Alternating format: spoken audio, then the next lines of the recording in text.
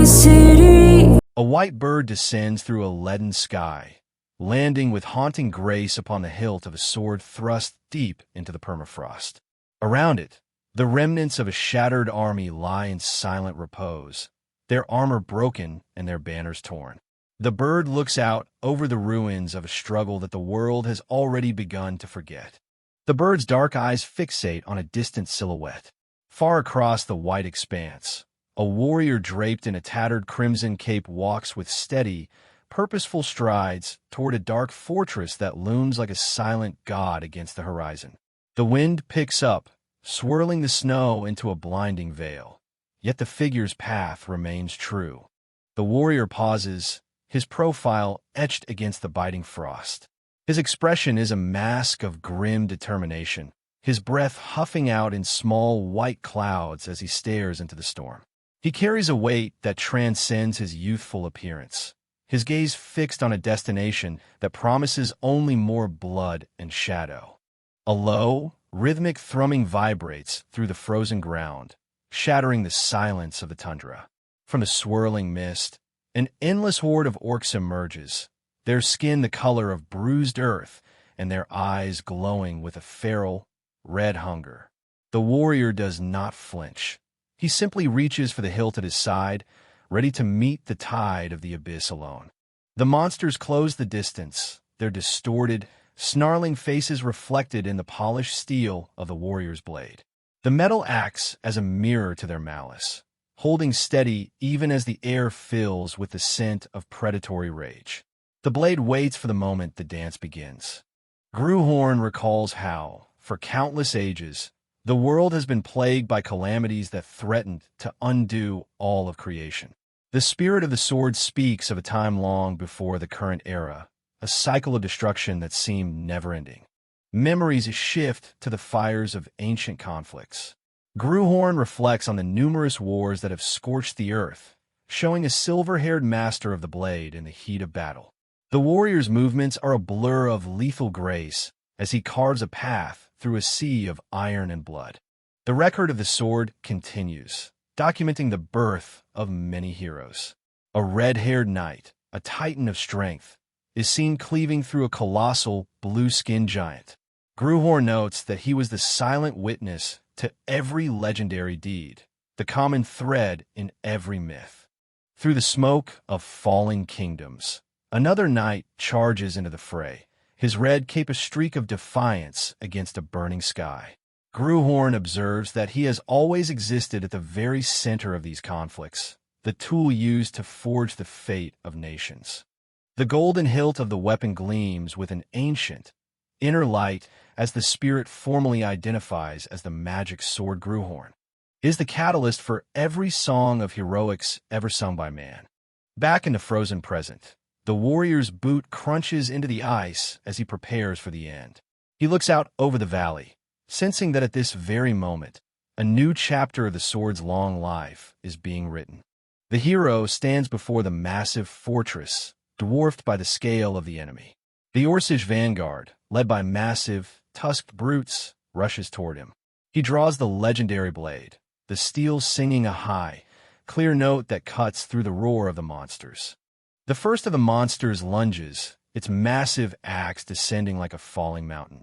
The orc's eyes burn with a manic, bloodthirsty intensity, putting every ounce of its monstrous weight into a blow meant to shatter the human warrior instantly. The orc strike is a masterpiece of economy and power. The orc moves with the precision of the axe itself, his axe finding his target. A gargantuan orc chieftain bellows a command, rallying the horde. He is a wall of muscle and fur, wreathed in a dark, flickering red aura that pulses with malice. He roars at the sky, his presence turning the lesser monsters into a frenzied wave of destruction. The hero grips the hilt of Gruhorn with both hands, his eyes igniting with an intense, sapphire flame. He declares that in this moment, he stands there not as a mere object or a piece of steel, but as a knight. Blue mana erupts from his body, pushing back the shadows with the force of a solar flare. He drives the point of the magic sword into the earth. A shockwave of brilliant blue energy shatters the ice for yards in every direction, creating a physical storm of mana that brings the entire Orcish charge to a dead halt. A close-up of the heroes reveals a swirling galaxy of power. Gruhorn reflects that no words come from the snow-covered mountains or the frozen valley. The world has gone silent, waiting for the first note of the battle hymn to be struck. The blue mana spirals toward the sky, coiling around the black banners and the high towers of the fortress. The light illuminates the blood-soaked walls, turning the field of death into a stage of ethereal brilliance. From the frozen ground, spectral forms begin to stir.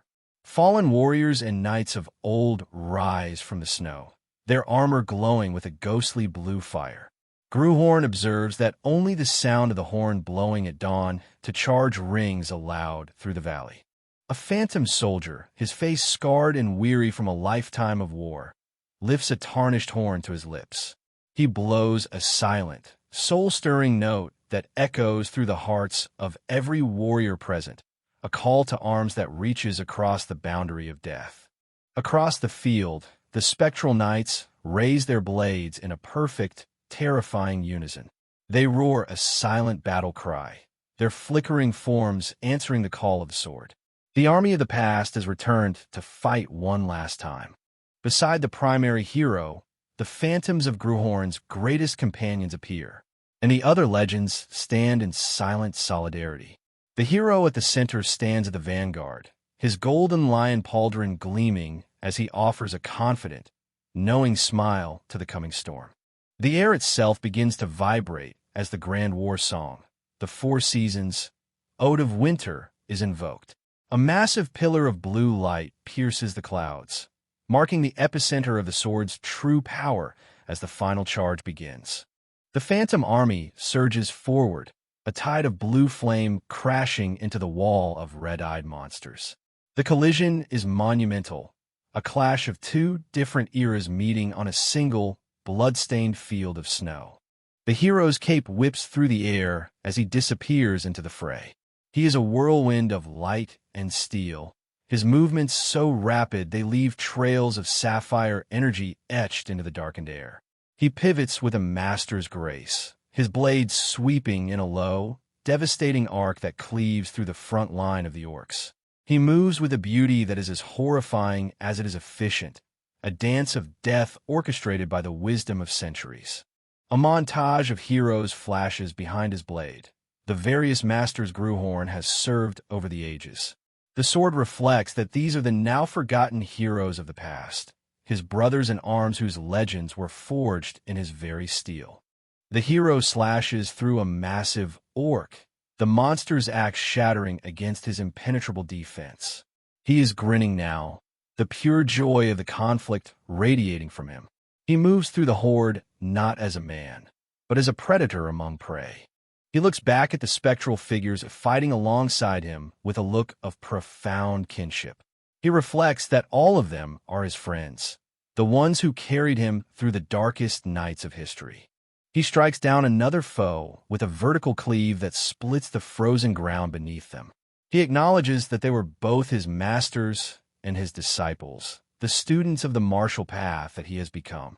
Another hero, a phantom form, executes a devastating spin attack, a trail of teal energy following her blade as she mows down the enemy.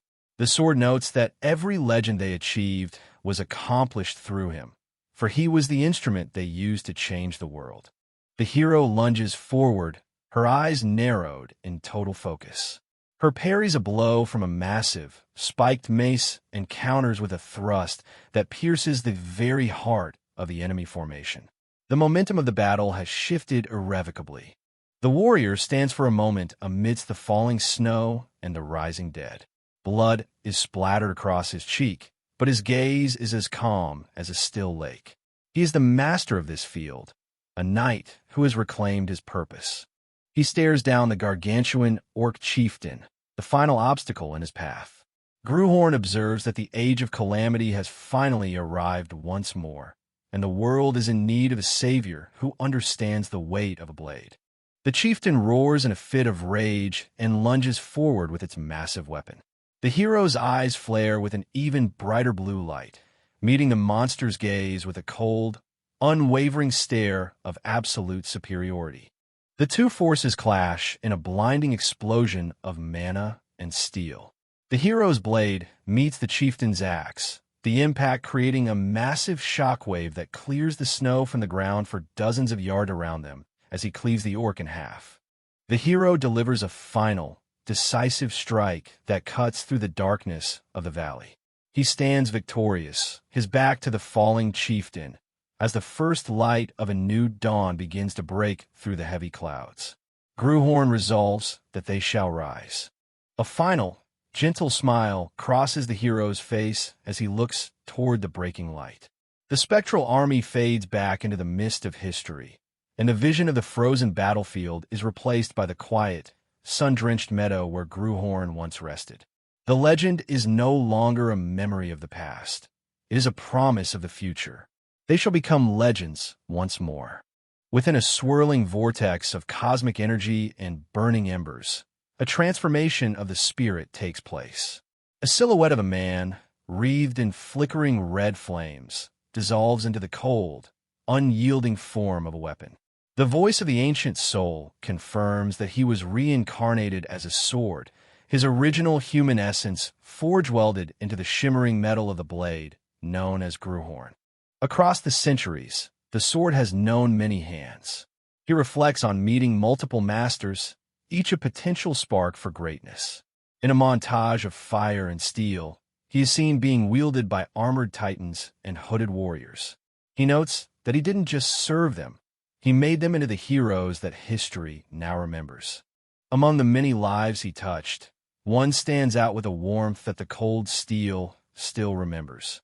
Gruhorn reflects on a good friend he made during his long existence, a man who carried himself with a quiet, rugged dignity. This man was a warrior from a nameless village, a place that would eventually become the seat of the Leonberger kingdom. He is shown in a blur of motion, carving through nightmares made flesh.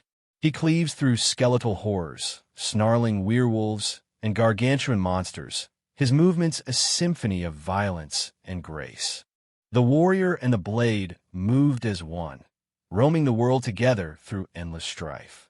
In the heat of battle, the hero's blue eyes are fixed on a snarling goblin, his blade finding the lethal gaps in the monster's defenses with practiced ease. Their partnership was legendary, achieving feats that no other warrior of that era could hope to match. The hero lets out a battle cry as he lunges forward, the weight of the sword in his hand feeling like a natural extension of his own body and will. The memories shift to a landscape of absolute desolation. Beneath a sky crackling with unnatural blue lightning, the jagged, snow-capped peaks of the Frost Mountains loom. It is a place where hope goes to freeze, the setting for their greatest trial. The earth shatters under the force of a monumental impact. The hero, his face battered and blood-streaked, finds himself driven to his knees. He gasps for air, his lungs burning in the thin mountain chill, his hand clutching the hilt of his only ally as he stares down a literal god of the cold. Snow and wind whip around the warrior as he struggles to find his footing. He is a solitary speck of defiance against a backdrop of crushing white, leaning on his sword as if it were the only thing keeping the world from collapsing. The enemy is revealed in all its terrifying glory, the white dragon of the Frost Mountains. A colossal creature of obsidian scales and glowing, predatory eyes, it looms over the mountains like a living glacier. Its very presence is a suffocating weight of ancient malice.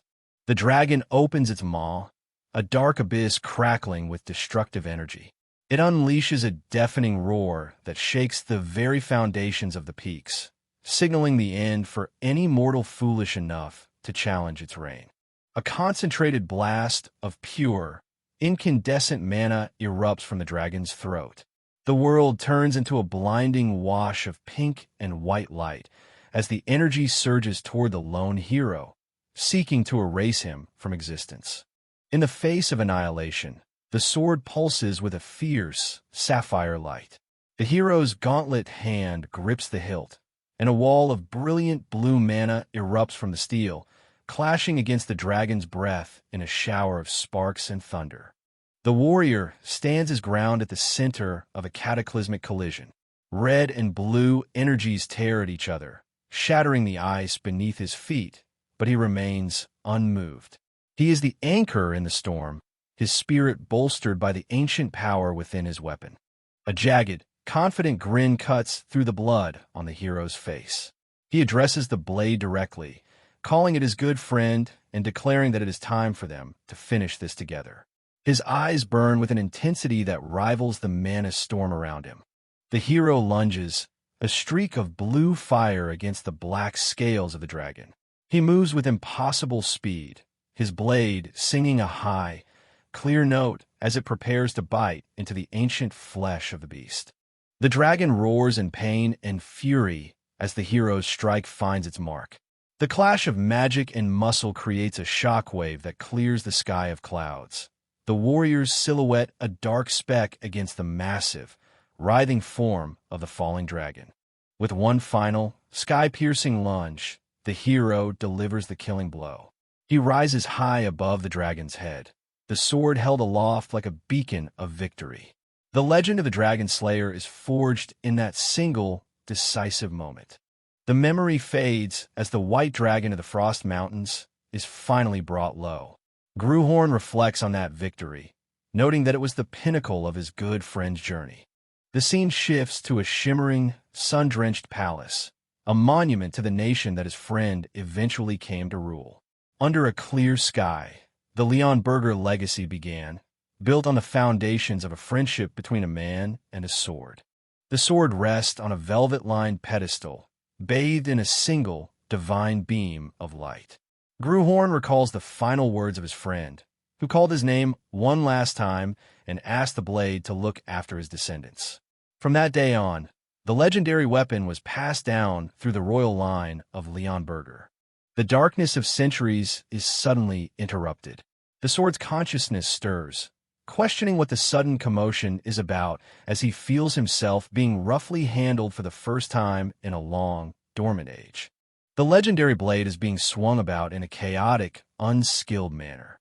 Gruhorn groans inwardly at the arrogance of the rascal who dares to handle him so poorly. The culprit is revealed as Adrian Leonberger, the current first prince, who bellows at the top of his lungs that he is the rightful master of the sword.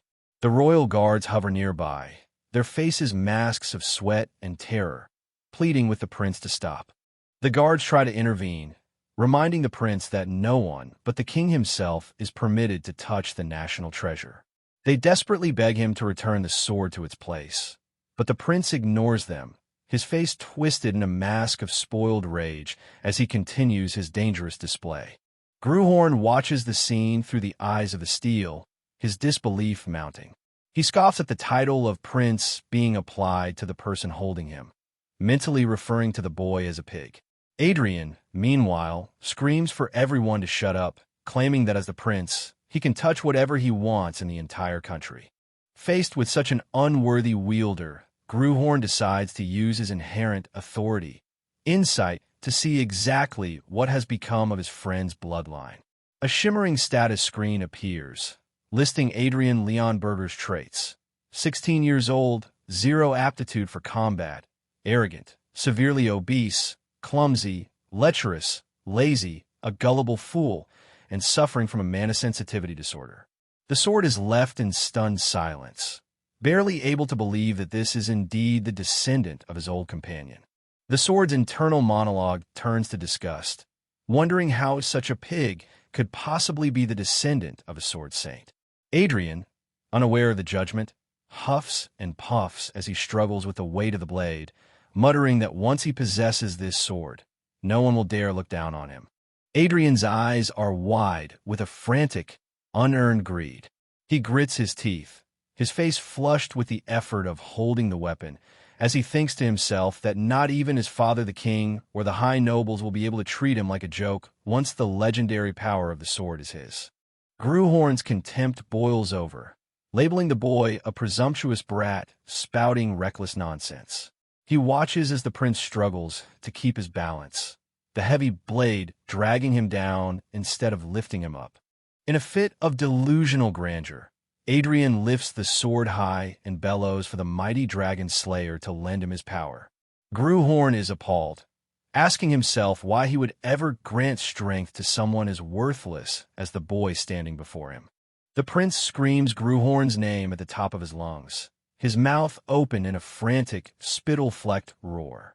He is a caricature of royalty, demanding a legend's help while lacking even an ounce of a hero's dignity.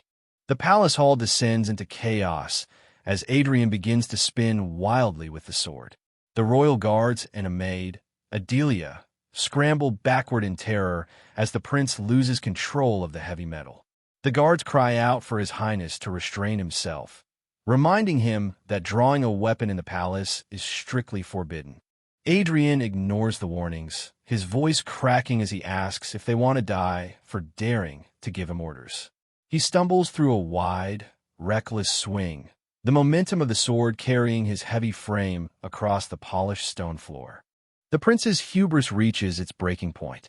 He claims that with the sword's power in his hands, he could eliminate trash like the guards at any time.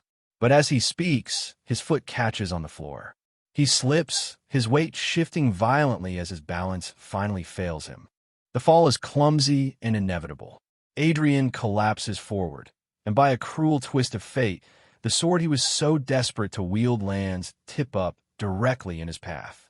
Gruhorn watches in silent shock as the boy falls toward the sharp edge of his own greed. The hall erupts in a collective scream of panic. The guards reach out with useless hands, their faces pale with the realization of the disaster unfolding. Behind them, Adelia covers her mouth, her eyes wide with a horrific dawning certainty. A sharp, choked gasp escapes Adelia as she realizes the prince has been struck. Her hands are pressed to her face, and her voice trembles as she cries out for the fallen royal, her world shattered by a single, clumsy accident. The prince lies motionless on the floor, the legendary blade protruding from his chest in a gruesome display. A pool of dark blood begins to spread across the marble. The guards erupt into a frantic scramble, shouting for someone to summon the royal physician immediately, while Adelia collapses toward the fallen boy in a state of shock.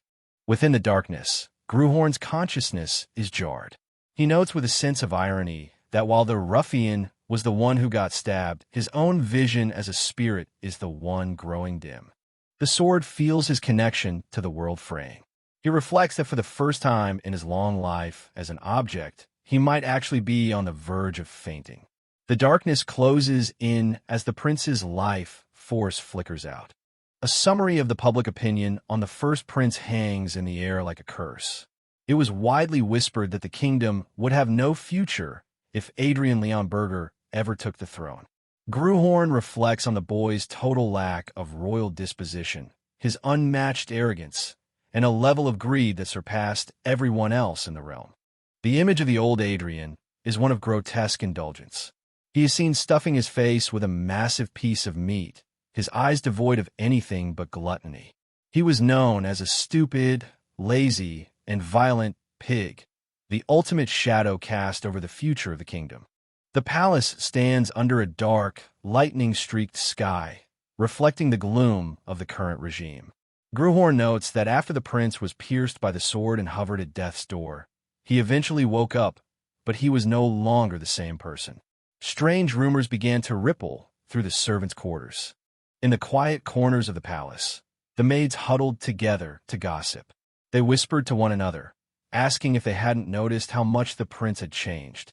One noted that he no longer threw the dinner tables in a rage, while another pointed out that he hadn't summoned his usual gang of delinquents to cause trouble. The maids' expressions turned sharp and mocking. They laughed amongst themselves, suggesting that perhaps the great prince had finally learned what shame felt like. Some wondered if he was simply scared and trying to keep a low profile, while others cynically predicted that he would return to his old, vile ways soon enough. The subject of their rumors, however, showed absolutely no interest in their whispers. The boy who was once Adrian Leon Berger sits on a plush throne, his expression distant and hollow. Within that frame, the the soul of Gruhorn is reeling, trying to process the impossible reality that he has somehow stolen the body of his good friend's descendant. The silence is broken by Adelia, who rushes into the room to announce that the king has arrived for a visit. She frantically urges the prince to fix his attire and prepare to receive his majesty. Gruhorn, in Adrian's body, reacts with a cynical laugh, noting that the father didn't bother to visit when his son was actually dying, so why show up now? Adelia is horrified, reminding him that the royal knights have keen ears and are standing right outside. Adelia leans in, her voice a desperate whisper as she begs the prince to mind his words and actions. But as she speaks, a tall, imposing shadow looms behind her. A man with silver hair and a stern, weathered face watches the interaction with a cold, glowing intensity. The man, revealed to be the prince's master, steps forward.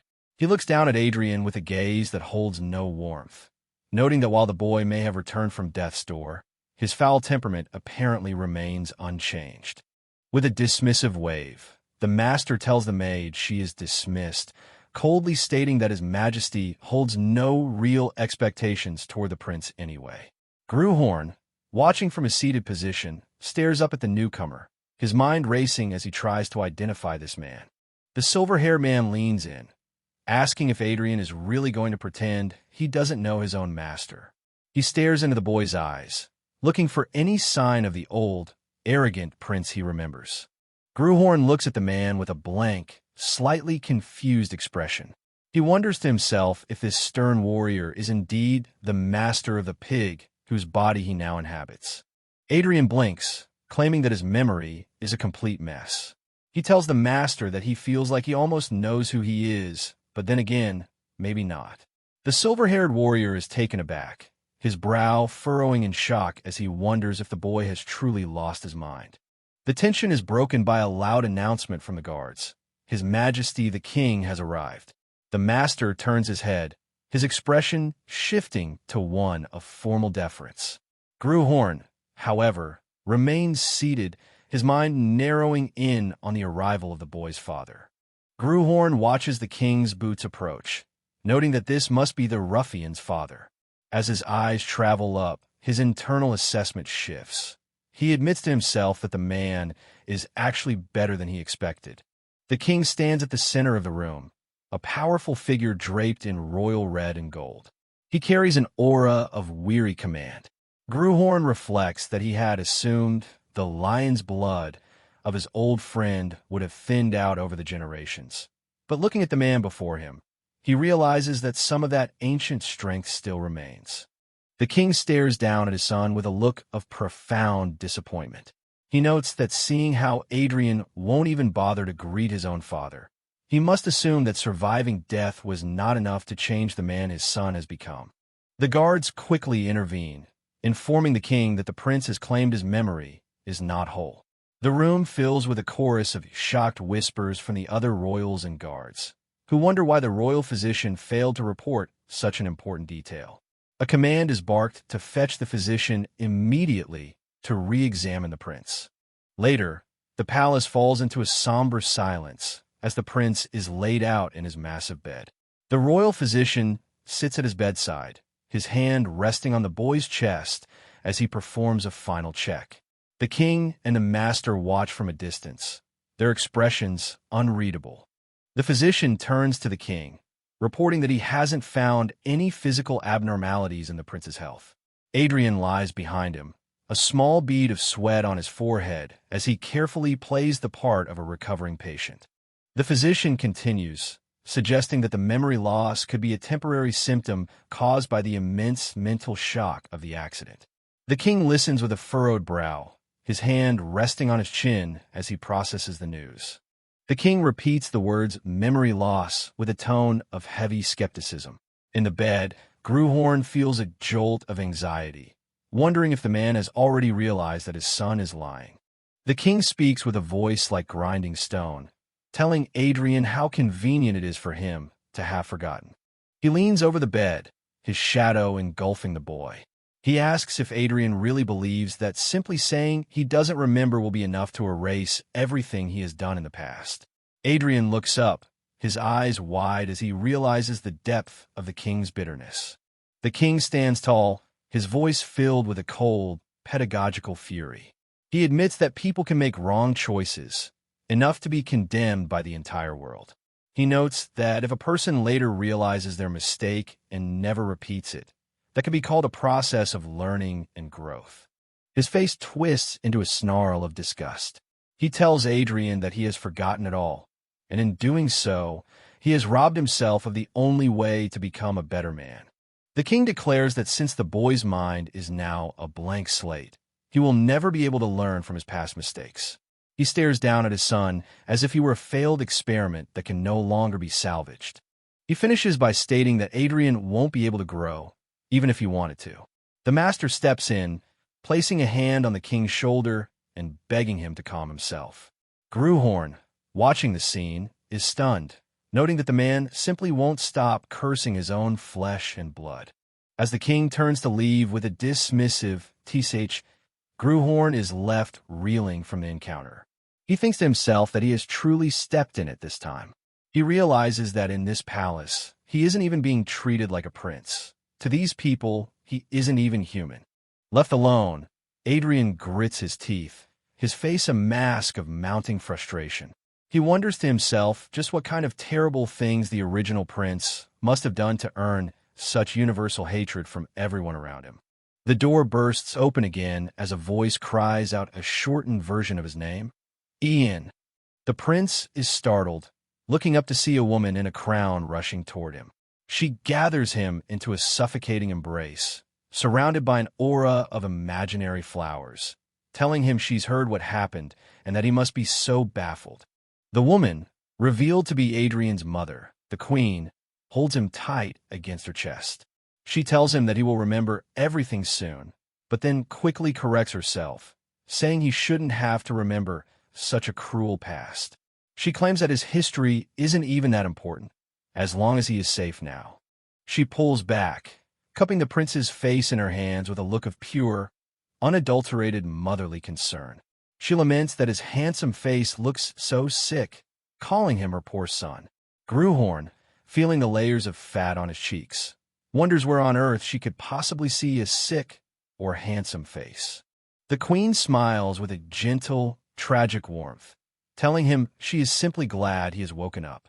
She then warns him never to touch that dangerous sword ever again, her face clouded with the memory of the accident. She tells him she can't even dare to imagine what would have happened if he hadn't woken up. As she holds him, Gruhorn looks over her shoulder at the golden blade resting in the background. A wave of profound guilt washes over the ancient soul. He mentally apologizes to the woman, acknowledging that the son she loves is truly gone. Under the light of a crescent moon, the palace of Leon Berger stands in silent splendor. Gruhorn reflects on how deeply uncomfortable his new life has become, caught between a mother's blind love and a father's absolute loathing. The queen offers a final, sweet smile as she prepares to leave for the night, telling him she will come again and urging him to rest well. Adrian sits in his chair, looking small and overwhelmed as she disappears from the room. Left in the quiet, the prince lets out a long, weary sigh. He reflects on the tragic irony of his situation. His good friend earnestly asked him to look after his descendants, yet the sword ended up being the instrument of the boy's death. He sees the image of the old Adrian lying in a pool of blood, the blade through his chest. He looks down at his hands, his expression hardening. He notes that while he didn't intend to kill the boy died by his blade nonetheless. He asks himself what he can possibly do now to make amends. The answer comes with a flare of sapphire light in his eyes. He will have to live this boy's share of life properly. Adrian sits beneath the spectral image of the legendary sword, his posture shifting into something more regal. He reflects on his long life of cleaning up after others' messes. He looks at his reflection, admitting that the body is incompetent and fat, but he declares with a fierce resolve that he doesn't give a damn. He clenches his fist, the fabric of his sleeve straining against his arm. He tells himself that he can always rebuild his strength. After all the legendary heroes and kids he has raised over the centuries, training one body to be a warrior should be a simple task. He pushes himself up from a chair with a grunt of effort. He knows the first step to reclaiming his power is the cultivation of a mana heart, the core of every true knight's strength. The prince takes a deep breath and begins to draw in the surrounding mana. A swirling vortex of blue energy begins to coalesce at the center of his chest, the air in the room vibrating with the sudden influx of power. But as the light reaches its peak, it suddenly shatters. The blue energy vanishes into thin air, leaving Adrian standing alone in the quiet room. The silence is deafening after the surge of power. The prince's eyes go wide with shock. He clutches his chest, feeling the echoes of the energy dissipating into the void. He realizes with a sinking feeling that the mana scattered because this body is fundamentally unable to accept it. Refusing to accept defeat, he tries one more time. He pours his entire will into the effort, his face contorted with the strain. He tries again and again, but every time the mana begins to gather, it simply slips away, refusing to take root in his flesh. The struggle becomes frantic. Adrian is wreathed in flickering blue flames as he fights to hold onto even a shred of the energy. He grits his teeth, his brow drenched in sweat, desperately trying to force the power to obey his commands. The effort eventually breaks him. He collapses to his knees, huffing and puffing as the last of the mana flickers out. He is left devastated in the middle of the dark room, his breath coming in ragged, painful gasps. He looks up at the ceiling, his face a mask of pure, unadulterated fury. He lets out a silent, internal scream, asking himself what kind of absolutely useless, broken body he has been cursed to inhabit. The Master of Heroes has finally met a challenge that might be beyond even his centuries of wisdom. Driven to his knees by sheer physical exhaustion, the spirit within Adrian reels from a catastrophic failure to circulate mana. Frustration boils over in his mind as he curses the vessel he has inherited. He reflects that if he were still in his original form, a weapon forged of divine intent, he would simply force the energy to obey. In this human body, however, his constitution is so brittle that the very power he seeks to command threatens to tear him apart. The heavy silence of the training room is broken by a soft knock. Adelia Byron enters with a tray, her voice tentative as she asks for permission to approach. She moves with the practiced caution of a servant accustomed to a master's violent outbursts, her eyes focused on the task at hand rather than the prince's obvious distress. Adelia explains that the queen has sent a special tonic, brewed specifically to aid in his recovery. She warns him that the liquid is notoriously bitter, but emphasizes that it will be profoundly beneficial for his health. Adrian watches her, his breath still coming in ragged huffs, the weight of his previous failure still heavy on his shoulders. Holding the tray out with steady hands, Adelia pleads with him to consider the queen's sincerity. She looks down, her posture submissive, hiding the anxiety that ripples through her. She is not just delivering medicine. She is delivering a mother's desperate hope. As she waits, Adelia's mind flashes back to the past, recalling a time when the old Adrian would have reacted with mindless fury. She remembers him shouting that he refused to take any medicine before violently hurling the porcelain bowl across the room, the dark liquid splashing like a stain against the wall. She prays silently that this version of the prince, who has been so strangely quiet lately, will not repeat the cycle. Adrian gazes into the steaming bowl, and his eyes suddenly widen in shock.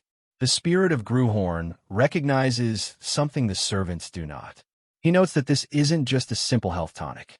Beneath the surface of the dark, bitter liquid, he senses a faint but unmistakable hum. He realizes with mounting excitement that there is actual, refined mana infused within the brew. It is a rare and precious resource, exactly what his starved energy circuits need to bridge the gap. Without a word of complaint about the taste, Adrian seizes the bowl. To Adelia's utter bewilderment, he drains the entire thing in a single, massive gulp, his throat working as he swallows every drop of the mana-infused medicine. Adelia stands frozen, her mouth slightly agape as she stares at the empty tray. The prince she knew would have required hours of coaxing or threats. This man has consumed the bitter draught as if it were water from a mountain spring. The silence between them stretches, thick with her disbelief. Adrian sets the bowl back onto the tray with a sharp clack. He tells her curtly that he is finished and commands her to leave the room. His focus has already shifted away from her, his internal senses tracking the warmth of the manna as it begins to spread through his chest. Adelia bows deeply, stammering her acknowledgement before scurrying from the room, still stunned by the prince's uncharacteristic cooperation. Left alone once more, Adrian closes his eyes. He determines that with this small spark of energy, he will attempt the impossible once more. As he enters a meditative state, blue manna begins to swirl around him like a phantom tide. He notes that while the amount provided by the tonic is still insufficient for a permanent fix, it is enough to prevent his energy from dissipating for at least another day. He works with surgical precision, guiding the flickering light through his sluggish veins. A sudden realization strikes him. He opens the door and calls out to Adelia just as she is walking away. Startled, she turns back, her shoulders tensed as she asks if he needs something else. Adrian points toward the empty tray, his blue eyes piercing. He asks her directly if there is any more of the tonic left. The hunger in his gaze isn't for food or wine, but for the raw power he felt within the medicine. For several days, Adrian sits in the center of his chambers, his hand held out before him. A concentrated orb of blue manna crackles in his palm, far more stable and potent than anything he has managed since taking over this body. The days of consuming the Queen's tonic have finally paid off. A savage, triumphant grin spreads across his face. He declares to the empty room that the time has finally come. He is ready to perform the most dangerous feat a warrior can undertake, the creation of a permanent mana heart. As he begins the process, the pain hits him like a physical blow. He clutches at his chest, his face contorting in agony.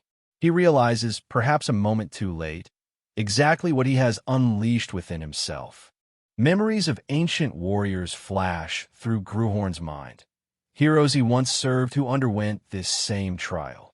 He recalls their screams as they described a feeling of being consumed by an internal fire, of their chests feeling as though they were being packed with white-hot iron about to explode. Adrian collapses against the floor, his fingers digging into the stone. Through the haze of pain, he recognizes the truth of the path he has chosen. He understands now that creating a mana heart was never meant to be a peaceful process. It is a violent rebirth of the soul. Cold sweat drenches his brow as he fights to stay conscious. He tells himself that he cannot lose his grip on reality. If he slips away now, the uncontrolled mana will backflow, destroying his internal organs and ending his second life before it has truly begun. A massive eruption of energy bursts from his solar plexus. Red and black shadows clash with his blue mana in a chaotic explosion. He is the center of a spiritual hurricane, his very identity at risk of being torn apart by the sheer pressure of the energy trying to find a home within his flesh. Adrian forces himself into a kneeling position, his eyes squeezed shut. He repeats a single mantra to himself. He must concentrate. Every ounce of his legendary will is focused on a single point in his chest, acting as a dam against the flood of power. He mentally reaches out, seizing the mass of mana that is trying to run wild through his limbs. He clenches his fist, visualizing the energy as a living thing that must be broken and tamed.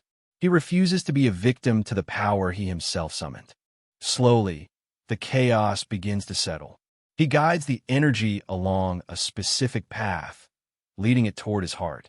He tells himself to be patient, allowing the new organ to soak in the mana drop by drop. The spiritual pressure begins to take a stable, rhythmic form, like a second heartbeat made of pure light. The storm finally subsides.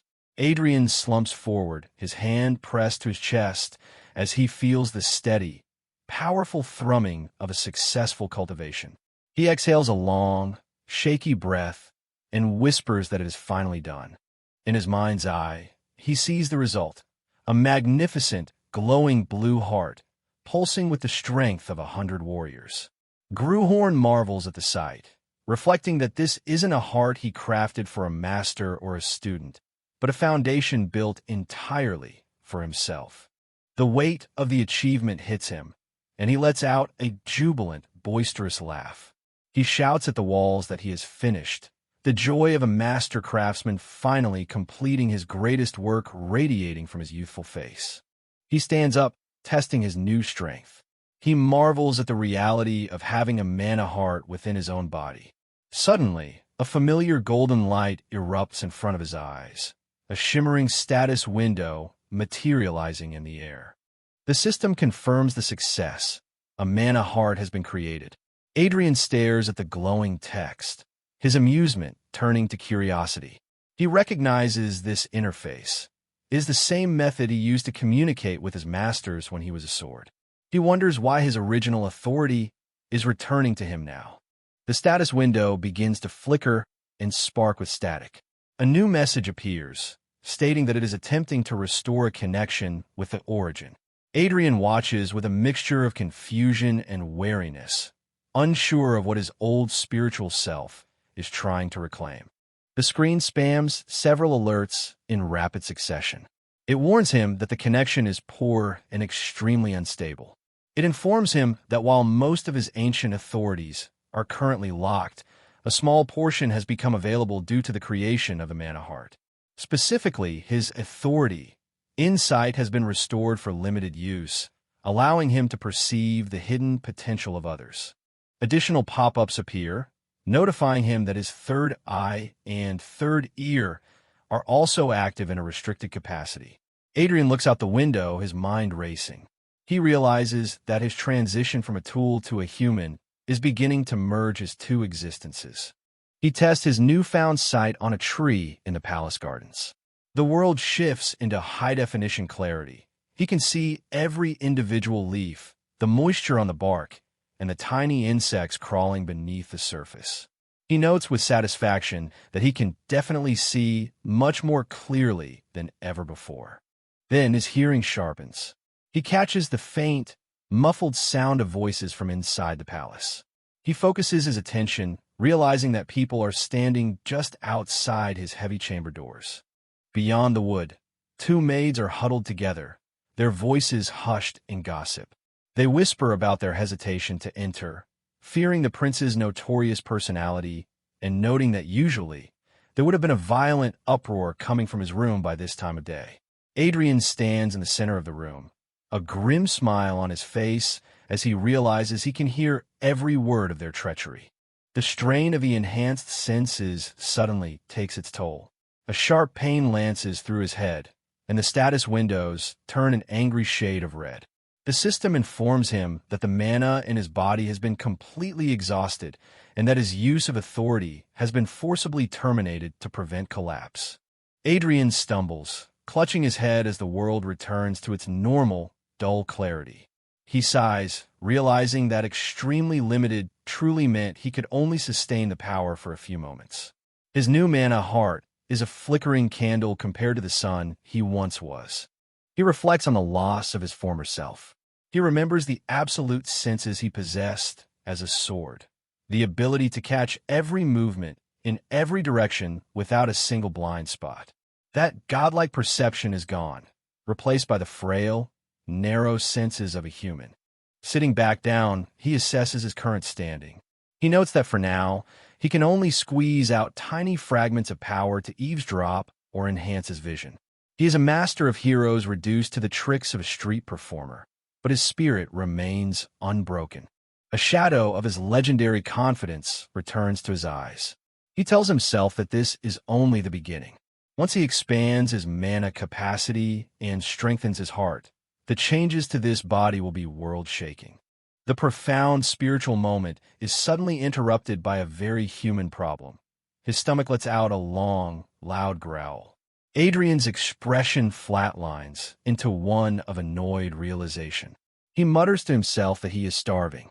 Outside the door, a maid hears his voice and frantically promises to bring food at once. Adrian looks out over the sprawling, sun-drenched palace of Leonberger. He resolves that before he can conquer the kingdom, he must first learn to adapt to the mundane needs of this human frame. A short time later, the queen bursts into the room, her face a mask of radiant, sunflower-bright joy. She cries out how wonderful it is as she rushes toward her son, her arms open wide to embrace him. She cups his face in her hands, her eyes moist with relief. She gushes that he has finally finished all the medicine she sent him, interpreting his actions as a sign that he has finally learned to value his own body. Adrian looks at her with a flat, unreadable expression, allowing her to fuss over him. The queen suddenly pulls back, her expression shifting to one of formal importance. She tells him she has brought someone special to see him and asks if he recognizes the man who has just stepped into the room. A tall, imposing figure in dark armor moves into the light.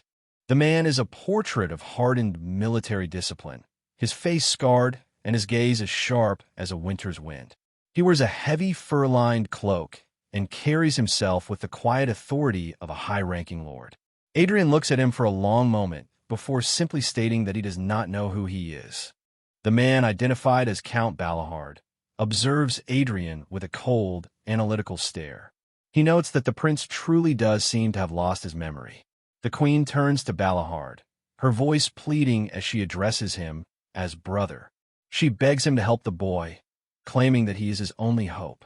The queen continues her emotional appeal, reminding Balahard that Adrian is his only nephew. In the background, Gruhorn finally pieces the puzzle together.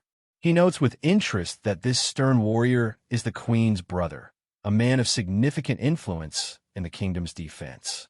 Count Balahard lets out a short, cynical laugh. He tells his sister that she speaks as if the boy has lost something precious, bluntly stating that the prince didn't exactly have a great past worth remembering. Adrian narrows his eyes, thinking to himself that it is painfully obvious his uncle harbors a deep-seated dislike for him. Balahard steps closer, looming over the prince. He makes one thing very clear. The only help he is willing to provide is to trim off some of the prince's excess weight through brutal training. He warns them both not to harbor any wild expectations, that he will provide anything more than discipline. The count stands with his arms crossed, a pillar of iron-willed refusal. The queen, desperate for any ally, quickly agrees, stating that even that much help would be more than enough.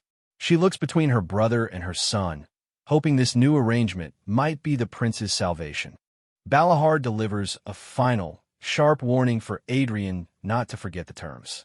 He glares down with an intensity that would make most men flinch. Adrian simply stares back, his expression a mask of confusion that hides a burgeoning sense of challenge. The narrative moves to the palace courtyard. The training has begun, and it is far from gentle. Adrian is seen flying through the air before slamming hard into the stone ground with a pained ACK. The physical shock of the fall reverberates through his heavy frame. Count Balahard stands over the fallen boy, his silhouette dark against the high palace walls. He declares that from this moment on, everything the prince eats, drinks, or even breathes requires his explicit permission. He tells Adrian that if he expects to be treated with royal deference during their time together, he should give up that hope immediately. The count offers a cruel, taunting smile. He tells Adrian to do his best, suggesting with a mocking tone that if he survives long enough, he might even be tempted to teach him a fragment of the Balahard family's secret swordsmanship. Struggling to push himself up from the dirt, Adrian is filled with a cold, righteous indignation. He thinks to himself how preposterous the situation is, to have a mere count offer to teach the instructor who once trained the invincible knight and the founding king of this very land. Balahard continues to mock him, noting the way the prince's fat is trembling with frustration. He assumes the boy is simply angry because he is being humiliated, failing to see the ancient warrior spirit that is currently gritting its teeth beneath the surface. Adrian pushes himself into a standing position, brushing the dust from his tunic. He addresses the man as uncle and proposes a bet. He declares with absolute certainty that within half a year, he will make the Count acknowledge his strength. The two men stare each other down, a clash of wills occurring in the quiet courtyard. Adrian looks up at his uncle, his gaze hardening. He thinks to himself that his first task in this training isn't just to get fit, it's to break the arrogant gaze of the man standing before him. Adrian sets the stakes. If he fails, he will do whatever the Count commands without question. But if he succeeds, the Count must grant him one single wish.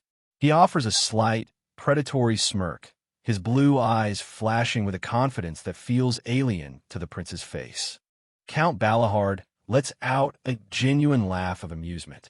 He finds the boy's sudden bravado entertaining and agrees to the terms with a sharp, satisfied grin. Standing back, the Count tells him that the deal is struck. He remarks to himself that he should have at least one source of entertainment while he is stuck at the palace. The two figures stand apart in the massive, empty courtyard, the shadow of the palace walls stretching between them. The reality of the situation hits Adrian immediately. He begins a grueling run around the perimeter, his breath coming in ragged, desperate gasps. He admits to himself that he might have talked a bit too big, given the state of his lungs. He curses the damn body he is in, feeling the excess weight shift and pull with every heavy footfall. Every step is a battle against gravity, a reminder of the years of neglect the original prince inflicted upon this vessel. As the sun begins to set, Adrian decides to push past his physical limits. He begins to circulate his newly formed mana through his legs. A faint blue glow erupts around his boots, providing a supernatural surge of speed. He resolves that he will use his mana to burn away the pig he was and forge the warrior he needs to be. From the balcony above, Count Balahard watches the boy's progress.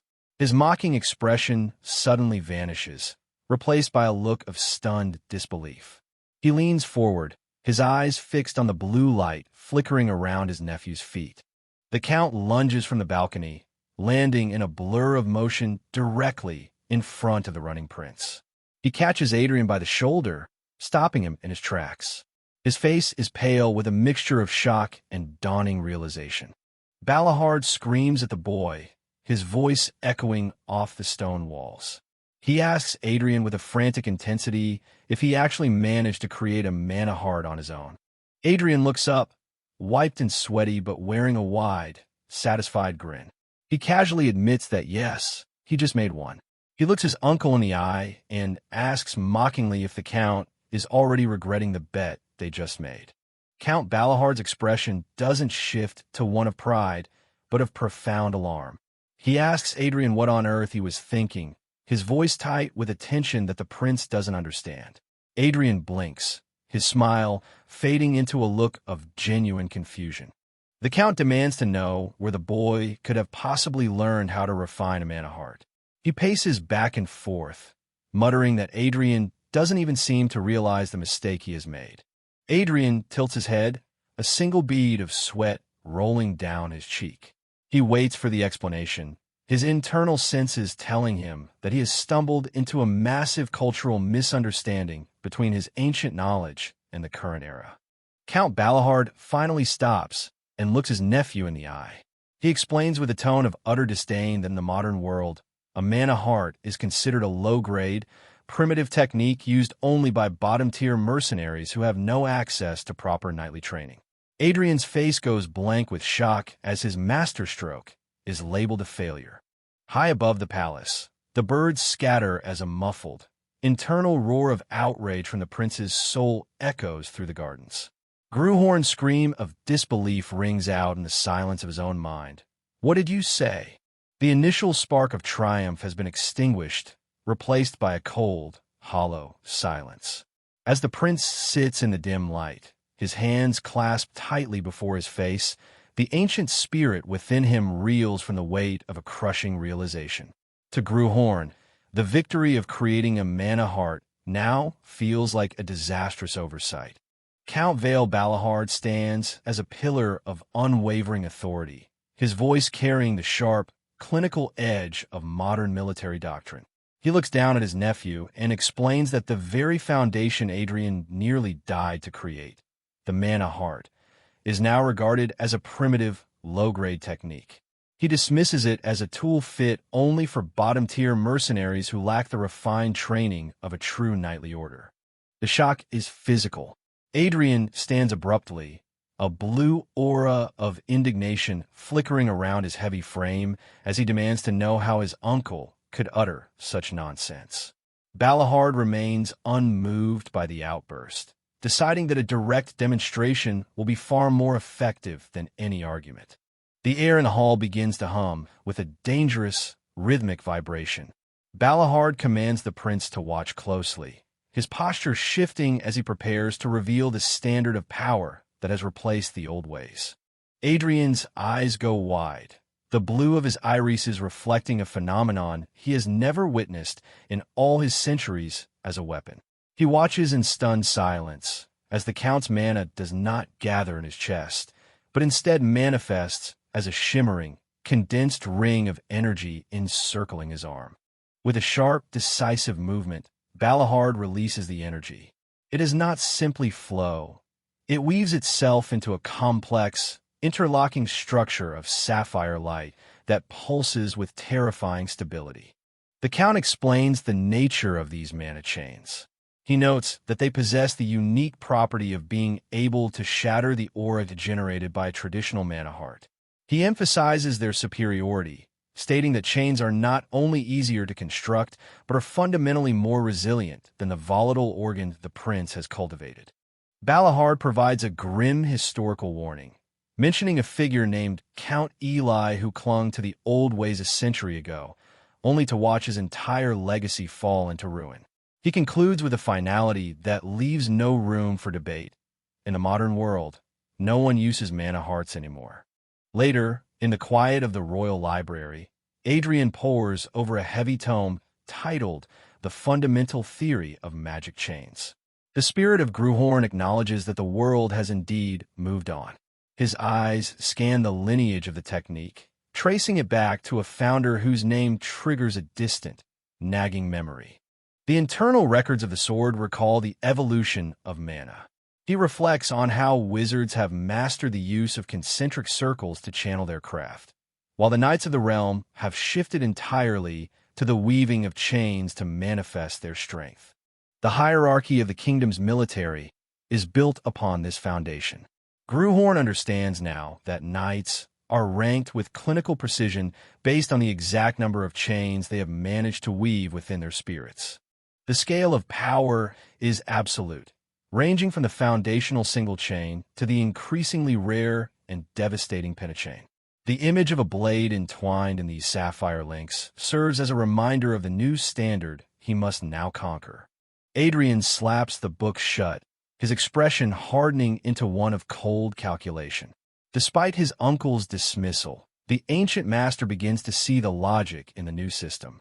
He admits that the modern approach isn't completely ridiculous. It is simply a different evolution of the same fundamental force. His finger traces the name Altringen on the cover, and a spark of recognition finally ignites. He realizes he has heard that name before, centuries ago, during a time when the world was much younger and bloodier. A memory from a long-forgotten age resurfaces. Gruhorn recalls himself in his original form, a magnificent blade held in the hand of a legendary hero. A man draped in a dark, tattered cloak had appeared, identifying himself as Ernest Altringen. This stranger had used a technique that was neither traditional swordsmanship nor magic, challenging the sword saint to prove who truly deserved the title. Adrian leans back, a faint, knowing smile playing on his lips. He understands now why the name felt so familiar. The founder of this modern system was a man he had once faced on the battlefields of the past. The prince's gaze turns sharp and cynical as he wonders what eventually became of that ambitious warrior.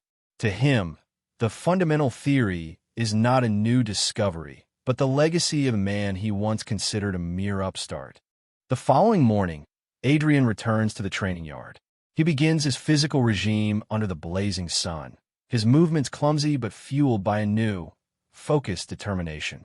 He is being watched by his personal guards, who observe his sudden shift in behavior with a mixture of confusion and growing respect.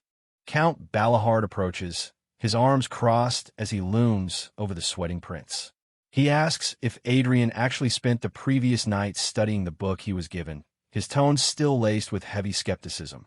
The Count walks with a measured, predatory pace, his shadow falling across his nephew.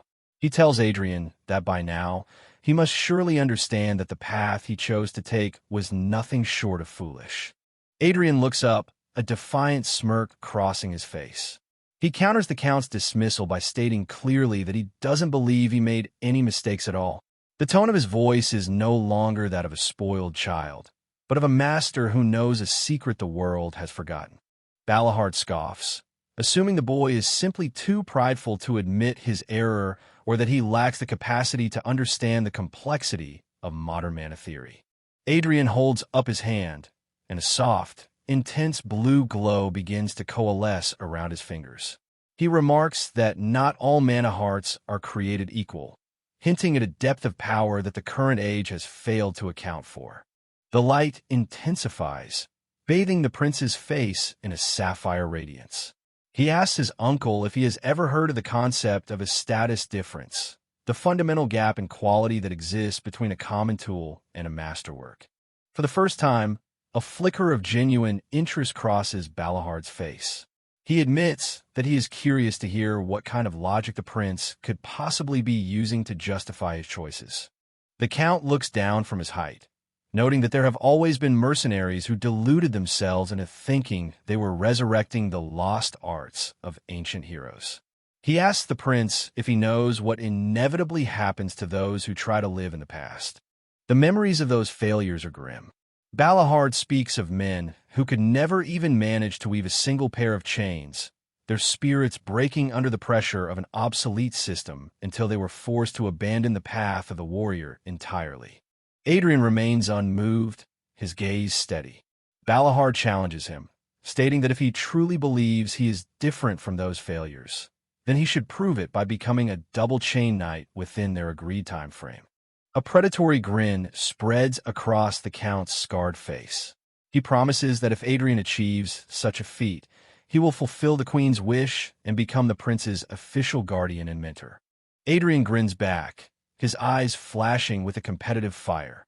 He asks with mock innocence if having the Count as a guardian is actually supposed to be a good thing.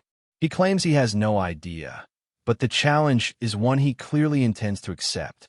The training begins in earnest, intensifying into a whirlwind of motion. The two figures are obscured by clouds of dust as they move across the courtyard, the atmosphere charged with the pressure of their clashing wills. Balahard begins to declare his credentials, his voice booming with the authority of his rank. He identifies himself as a Count of the Kingdom and the commander of the Northern Army. He continues the list of his titles, noting that he is the master of the Black Lancers and one of the prestigious 5 Silver Lions who serve the king. As he speaks, his mana begins to flare with a terrifying intensity. A massive eruption of teal energy bursts from Balahard's frame, shattering the ground beneath his feet. He stands at the center of a spiritual storm, his presence expanding until he dwarfs everything around him. The Count's eyes glow with a piercing blue light. He reveals his true tier. He is a quad chain knight, a level of power that places him among the elite of the known world. He roars his full name into the sky, Vale Balahard. He declares that this is the name of the man who will now stand behind the prince, either as his strongest supporter or his most insurmountable wall. The pressure of the mana is nearly suffocating. Balahard leans in, his face centimeters from Adrian's, and asks with a cold, challenging stare if the prince believes he is truly qualified to stand in the shadow of such power. The display of force is so overwhelming that the royal guards lose their composure. They draw their blades and point them at the Count, frantically commanding him to step back to ensure the prince's safety. The tension breaks into a moment of mutual understanding. Balahard smirks, enjoying the chaos, while Adrian grins back at him through the dust and sweat. The Count warns him not to start making excuses later when the reality of the training sets in. Moments later, the prince is sprawled on his back, his breath hitching in his chest. He is a mask of exhaustion, his clothes soaked with sweat. Balahard stands over him, casually calling an end to the day's work. Adrian struggles to sit up, his vision swimming. He thinks to himself that he came dangerously close to death during the session, his body reaching its absolute physical limit. The Count looms over him one last time, his eyes glowing with a dark, mocking intensity. He tells Adrian that with his current level of guts, he must be delusional if he thinks he can earn respect. He adds a final jab, stating that the prince should consider himself lucky if he can manage to win against even a lowly single-chain warrior. The prince stumbles through the palace corridors, his legs shaking with every step. He mutters to himself that his uncle is a literal devil, a tormentor who has no concept of mercy. He is intercepted at his door by the royal physician. The old man, wearing his signature spectacles, greets the prince with a polite bow, claiming that he has been waiting for Adrian's return. The physician expresses a mock humility, stating that it is a profound honor that the prince even remembers someone as humble as himself. He moves with a calculated grace that Adrian finds immediately suspicious. Adrian demands to know why the man is there. The physician explains that he was ordered by the queen to provide immediate healing magic to soothe the prince's exhausted body. The old man begins to channel his power, a soft green orb of restorative energy forming between his hands. He urges Adrian to come closer, but the prince reacts with a look of pure alarm. Adrian shouts for the man to go away, claiming he has no need for his services. He physically shoves the startled physician out of the room, slamming the door with desperate force. He leans against the door, gasping for air. He thinks to himself that he cannot believe all the hard work he did today almost turned into nothing. He realizes that healing magic would have restored his body to its previous, pampered state, erasing all the physical progress he had fought so hard to achieve. Outside the door, his personal guard watches the interaction with a deep, silent curiosity. He notes the prince's strange behavior, his brow furrowed as he tries to reconcile this focused, driven version of Adrian with the man he once knew. The quiet is shattered as the door is kicked open. A young man in a vibrant red royal tunic saunters into the room, calling out for his brother with a tone that is far from affectionate. The newcomer is Gil Leon, the third prince. He stands with his arms crossed and a smug, condescending smirk. Adrian, who has finally sat down to a meal, pauses with a spoon halfway to his mouth. Gruhorn looks at the intruder, his internal voice flatly asking who this brat is. One of the guards leans down to whisper into Adrian's ear, identifying the visitor as the third prince. Gruhorn processes the information with a sense of mounting annoyance, staring at his younger brother with a gaze of cold indifference. Gil Leon walks toward the table, noting that he had heard a rumor that Adrian had actually died. He looks the first prince up and down and remarks with a sneer that Adrian looks perfectly fine, adding with a laugh that it's a real shame he survived. Adrian continues to eat slowly, his expression one of bored contempt. He asks Gil Leon what he wants, suggesting that the younger prince looks like someone with far too much time on his hands if he has come all this way just to argue. The third prince's eyes flare with a sudden, sharp anger. He stares at Adrian's heavy frame and thinks to himself that it is an absolute joke that such a pathetic person is actually planning to hold a sword again. Gil Leon takes a seat across from him, leaning forward as the room falls into an expectant silence. He mentions that he has heard a very interesting story about a certain bet that was made with Count Balahard. Adrian pauses, his blue eyes narrowing as he looks at his brother over the edge of his spoon. He waits for the punchline, sensing the trap being laid. Gil Leon continues, noting that the rumors say Adrian believes he can become a double-chain knight in a matter of months. The third prince leans in close, a dark shadow falling over his face as he offers a cruel, predatory grin. He asks how Adrian would feel about having a proper opponent to test his progress, his voice dripping with the desire to humiliate his older brother. The initial spark of triumph is extinguished, replaced by a cold, hollow silence. As the prince sits in the dim light, his hands clasped tightly before his face, The ancient spirit within him reels from the weight of a crushing realization. To Gruhorn, the victory of creating a mana heart now feels like a disastrous oversight. He reflects with bitter irony that his internal battle for power has ended before it truly began. Count Vale Balahard stands as a pillar of unwavering authority, his voice carrying the sharp, clinical edge of modern military doctrine. He looks down at his nephew and explains that the very foundation Adrian nearly died to create, the mana heart, is now regarded as a primitive, low-grade technique. He dismisses it as a tool fit only for bottom-tier mercenaries who lack the refined training of a true knightly order. Adrian's expression is one of pure, wide-eyed shock as the foundation of his martial knowledge is swept away. Indignation flares within the prince. He stands abruptly, a blue aura of frustration flickering around his heavy frame as he demands to know how his uncle could utter such nonsense. Balahard remains unmoved by the outburst, deciding that a direct demonstration will be far more effective than any argument. He tells the boy that it would be faster to simply show him the difference between their worlds. The air in the hall begins to hum with a dangerous, rhythmic vibration. Balahard commands the prince to watch closely, his posture shifting as he prepares to reveal the standard of power that has replaced the old ways.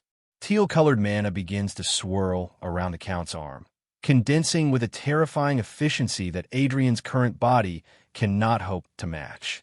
Adrian's eyes reflect a phenomenon he has never witnessed in all his centuries as a weapon. He watches in stunned silence as the count's mana does not gather in his chest, but instead manifests as a shimmering, condensed ring of energy encircling his arm. The precision of the mana control is surgical, a testament to a refined system that has evolved in Gruhorn's absence. With a sharp, decisive movement, Balahard releases the energy. It does not simply flow. It weaves itself into a complex, interlocking structure of sapphire light that pulses with terrifying stability. The mana chain crackles with power, a physical manifestation of a knight's, that feels fundamentally different from the raw, explosive nature of a mana heart. The Count explains the nature of these mana chains.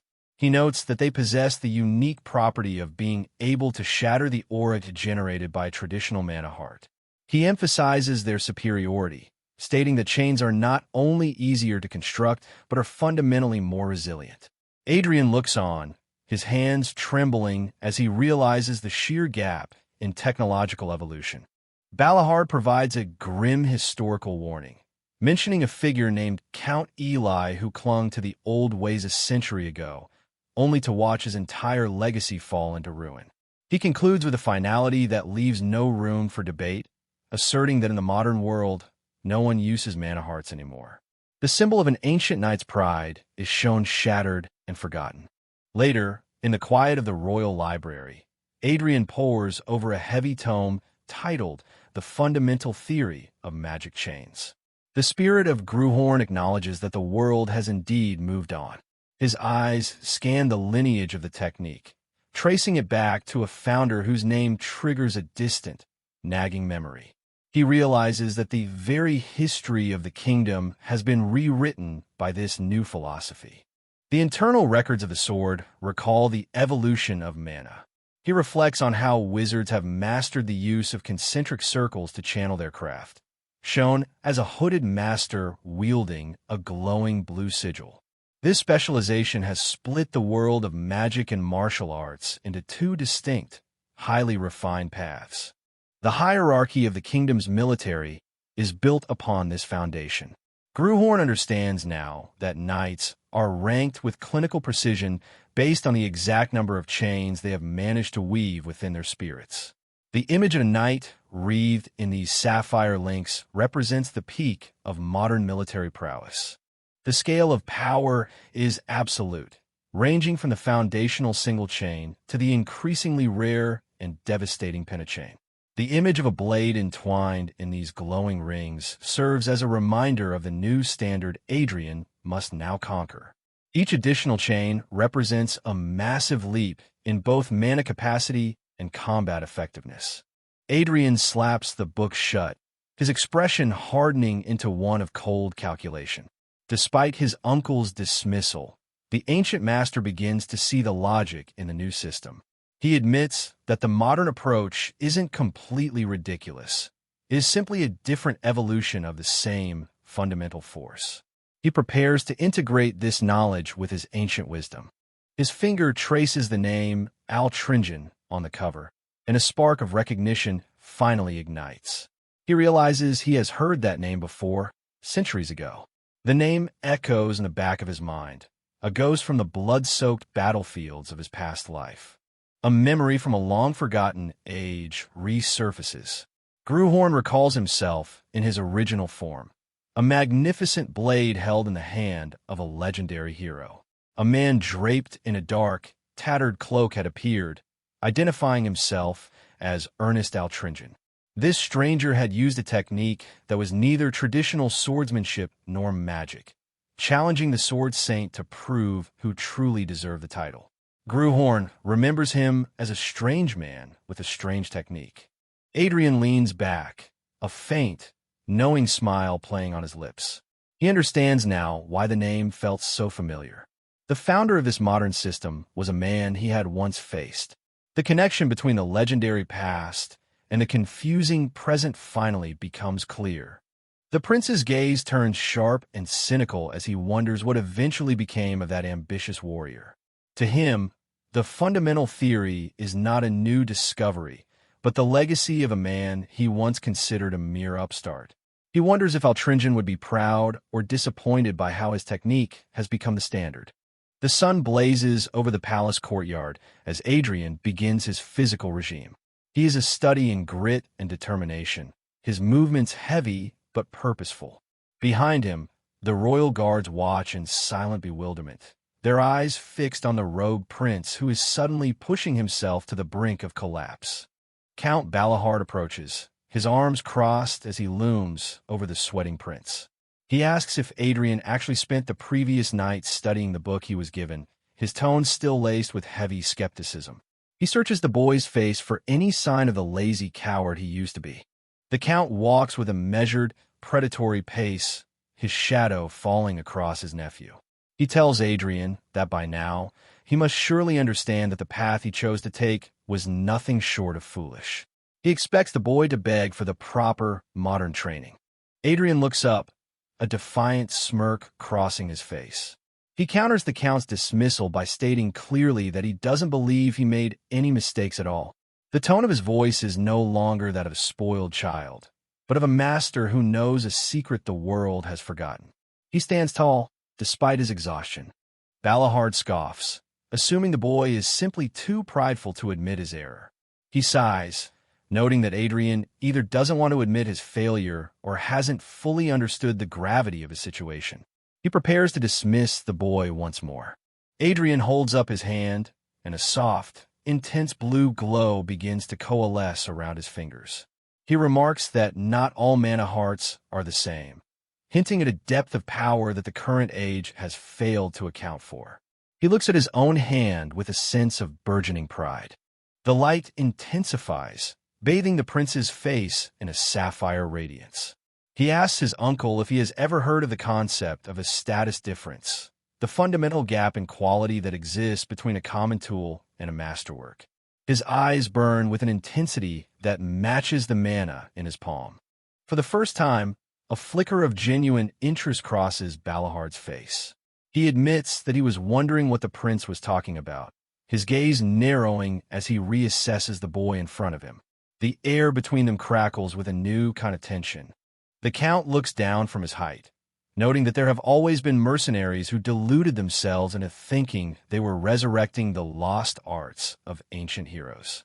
He asks the prince if he knows what inevitably happens to those who try to live in the past. The memories of those failures are grim. Balahard speaks of men who could never even manage to weave a single pair of chains, shown as desperate warriors failing to manifest their power. He notes that in the end, they all left the path of the night, broken by their own delusions. Adrian remains unmoved, his gaze steady. Balahard challenges him, stating that if he truly believes he is no different from those failures, then he should prove it by becoming a double chain knight. The challenge is laid down like a gauntlet between them.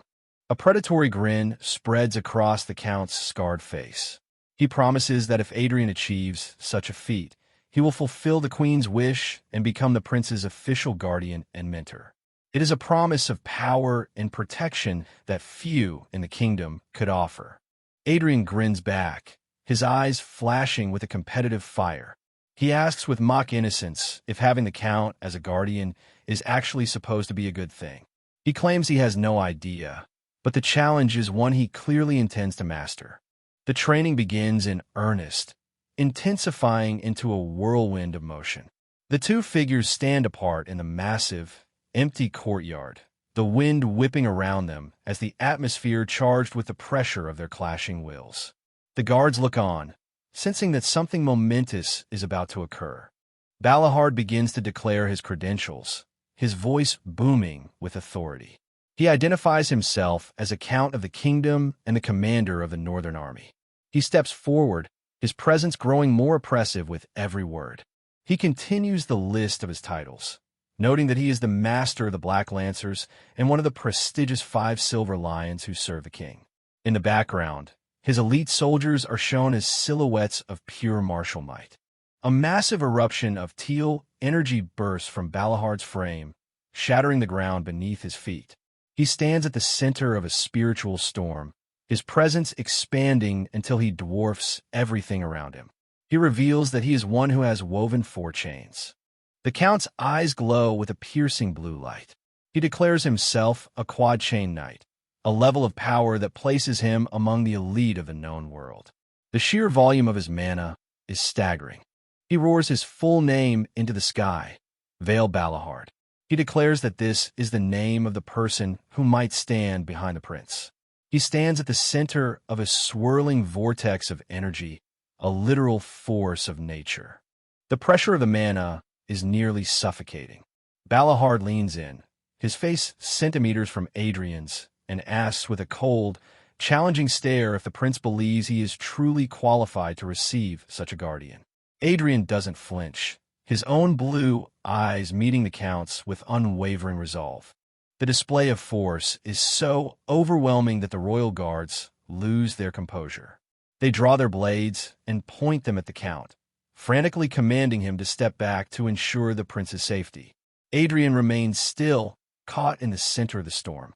The tension breaks into a moment of mutual understanding. Balahard smirks, enjoying the chaos, while Adrian grins back at him. The Count warns him not to start talking nonsense later when the reality of the training sets in. He is impressed by the boy's lack of fear. A few moments later, the prince is sprawled on his back, his breath hitching in his chest. He is a mask of exhaustion, his clothes soaked with sweat. Balahard stands over him, casually calling an end to the day's work as the sun begins to set. Adrian sits up slowly, his vision swimming. He thinks to himself that he almost died during the session, his body reaching its absolute physical limit. He looks down at his hands, which are raw and shaking. The Count looms over him one last time, his eyes glowing with a dark, mocking intensity. He mocks Adrian's guts, asking if he really thought he could earn respect so easily. He adds that the prince should consider himself lucky if he can manage to win against even a lowly single-chain warrior. The prince stumbles through the palace corridors, his legs shaking with every step. He mutters to himself that his uncle is a literal devil, a tormentor who has no concept of mercy. He is trailed by his ever-watchful guards. He is intercepted at his door by the royal physician. The old man, wearing his signature spectacles, greets the prince with a polite bow, claiming that he has been waiting for Adrian's return.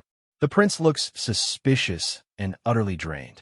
The physician expresses a mock humility, stating that it is a profound honor that the prince even remembers someone as humble as himself. He moves with a calculated grace that Adrian finds immediately annoying. Adrian demands to know why the man is there. The physician explains that he was ordered by the queen to provide immediate healing magic to soothe the prince's exhausted body. Adrian stands his ground, his expression hardening. The old man begins to channel his power, a soft green orb of restorative energy forming between his hands. He urges Adrian to come closer, but the prince reacts with a look of pure alarm, shouting a sharp refusal. Adrian shouts for the man to go away, claiming he has no need for his services. He physically shoves the startled physician out of the room, sending the old man stumbling back into the hallway. The door slams shut with a resounding thud. He leans against the door, gasping for air. He thinks to himself that he cannot believe all the hard work he did today almost turned into nothing. He realizes that healing magic would have restored his muscles to their previous state, erasing the physical damage required for true growth. Outside the door, his personal guard watches the interaction with a deep, silent curiosity. He notes the prince's strange behavior, his brow furrowed as he tries to reconcile this focused, driven version of Adrian with the spoiled brat he used to protect. The quiet of his meal is suddenly shattered as the door is kicked open.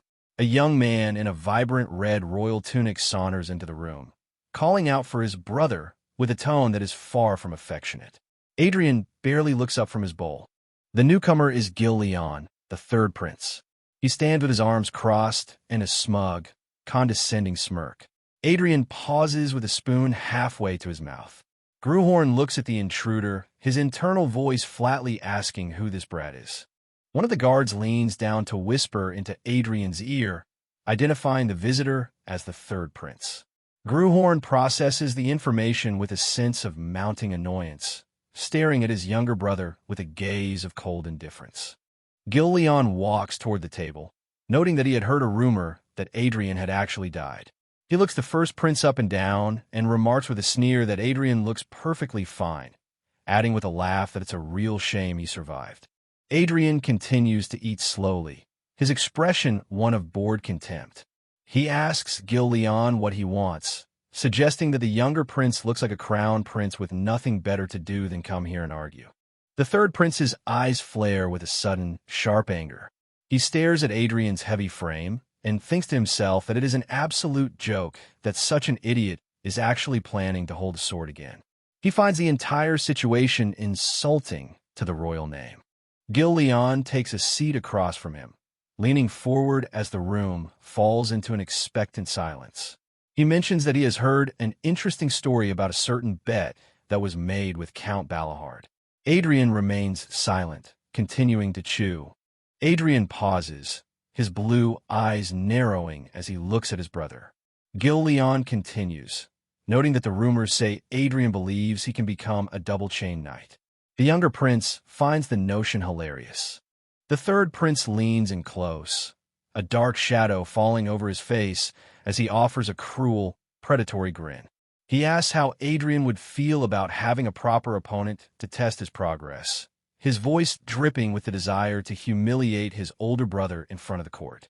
A few moments later, the scene shifts back to the training yard. Adrian is sprawled on the ground again, his breath coming in ragged huffs. Balahard stands over him, his voice echoing in the courtyard as he calls the prince an idiot. Adrian's hands are shown up close, trembling and covered in dark, grimy calluses and dirt. Suddenly, a series of golden status windows erupt in his vision. The system informs him that he has completely woken up from a state of extreme focus and that his body still remembers the sensation. Most importantly, a new trait has been created: hyperfocus. Adrian looks at the notifications with a dazed, tired expression. A small, weak laugh escapes his lips. He is covered in rain and sweat, but the spark of achievement is unmistakable in his eyes. He reflects on the intensity of the session, thinking to himself that he's going to die or get struck by lightning if he focuses like that again. The royal guard rushes toward him, crying out in panic as the prince's eyes begin to roll back in his head. Adrian loses consciousness, his head lolling to the side as he collapses in the mud. Balahard stands over him, looking down at the unconscious boy with a mixture of frustration and anew, grudging respect. He mutters a single word: fool. Adrian Leonberger opens his eyes, the soft light of his royal bedchamber stinging his vision. He sits up slowly, his mind heavy with the fog of forced slumber. He wonders to himself if he had truly passed out, the memory of his body's collapse in the training yard still fresh and humiliating. He raises a trembling hand to his forehead, feeling the cold sweat of recovery. He admits to himself that he hadn't known the true, pathetic limits of this human vessel.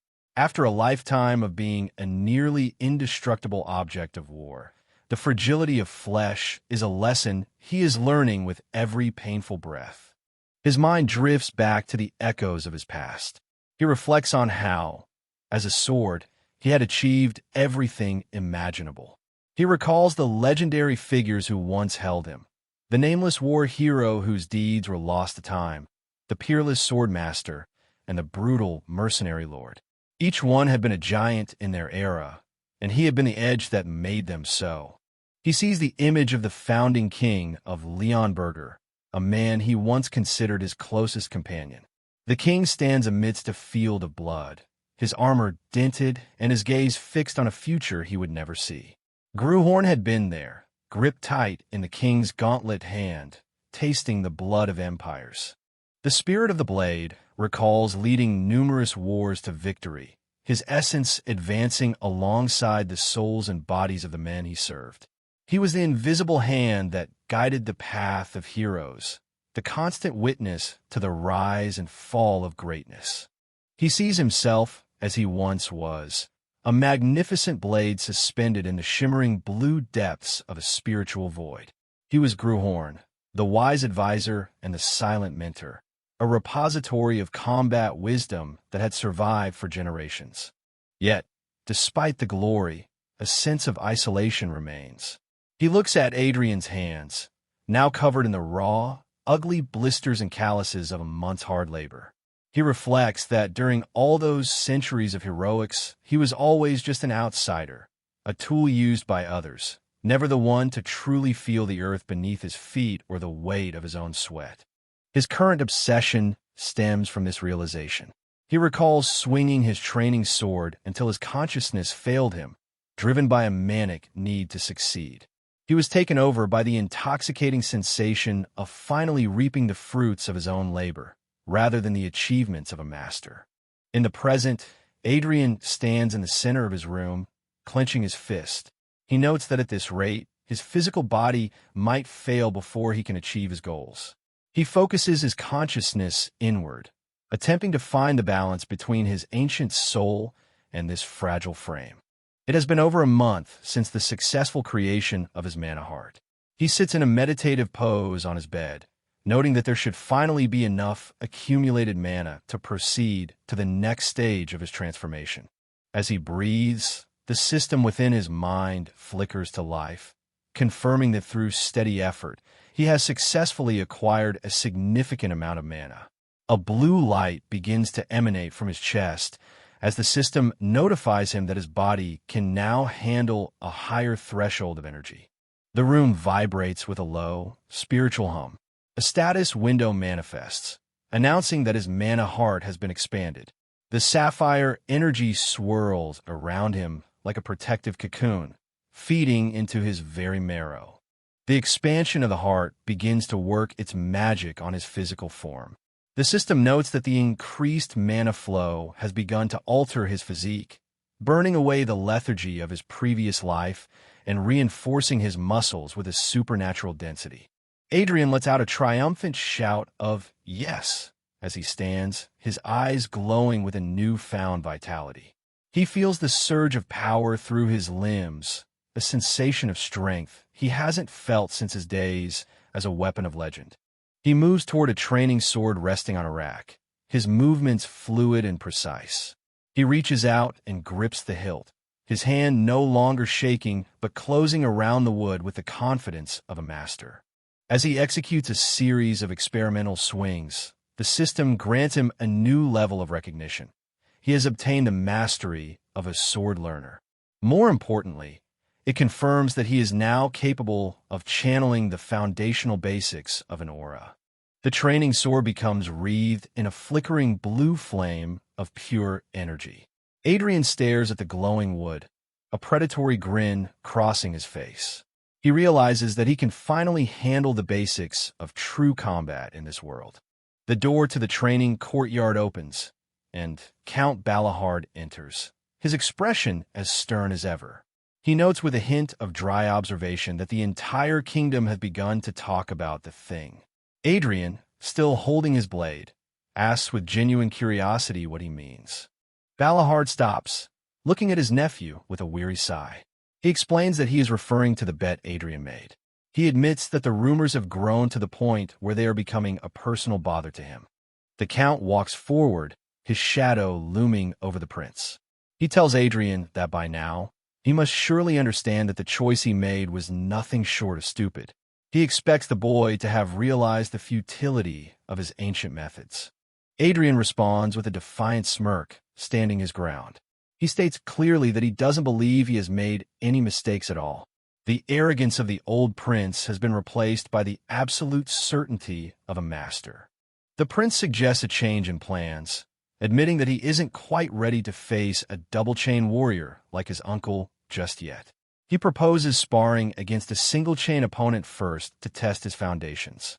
Balahard shrugs, stating that the choice is entirely up to him. Adrian turns to his personal guard, Carl's, who is standing nearby. He asks if the knight has prepared the information he requested. Carl's looks surprised, but maintains his military discipline. Carl's produces a scroll, confirming that he has organized everything as asked. He presents a list of names, people from across the court and the military who have formally requested a duel with the first prince. Carl's hesitates, looking at the prince with genuine concern. He asks Adrian if he's truly serious about accepting these requests, sensing a trap that the prince might be walking into. The guard explains that the majority of the people on that list hold deep-seated grudges against the prince for his past behavior. He warns Adrian that they may use the duel as a legal cover to cause him serious physical harm. Adrian offers a chillingly calm smile, his eyes narrowing. He tells Carls that he is well aware of the risks. He reveals that the danger is precisely why he wants to go through with it. He looks toward Count Balahard and adds that his uncle should be present during the matches to act as a judge. Balahard watches him in silence, his sharp gaze searching the boy's face for any sign of fear. Adrian jokes that he isn't asking for much, only that the Count ensures no one actually dies during the duels. He offers a jaunty, confident grin, looking like a man who has already decided the outcome of 100 battles. A few days later, the morning of the first duel arrives. Taylor Thielheim stands at the gates of the first prince's palace, his face pale with a mixture of nerves and loathing. He mutters to himself that he has finally arrived at the home of that scumbag. Taylor introduces himself in his internal monologue. He is the second son of an ordinary baron, a man who has lived his life in the shadow of more powerful families, waiting for a chance to reclaim his pride. He recalls a banquet from several years ago where the original Adrian Leon Berger had humiliated his family. He remembers the prince laughing hysterically, pointing a greasy finger at his relatives in front of the entire court. In the memory, Adrian had mocked them for acting like country people, laughing at how excited they were just to be at a royal banquet. Taylor's father and brother had been publicly insulted, their dignity stripped away by a boy who didn't understand the weight of his own words. Taylor's eyes burn with a cold fury. He reflects on how his family's reputation fell to the ground that night, and how they are still mocked by other nobles to this day. He repeats the name, Adrian Leon Berger, like a curse. He declares that the prince will finally pay for what he did to them.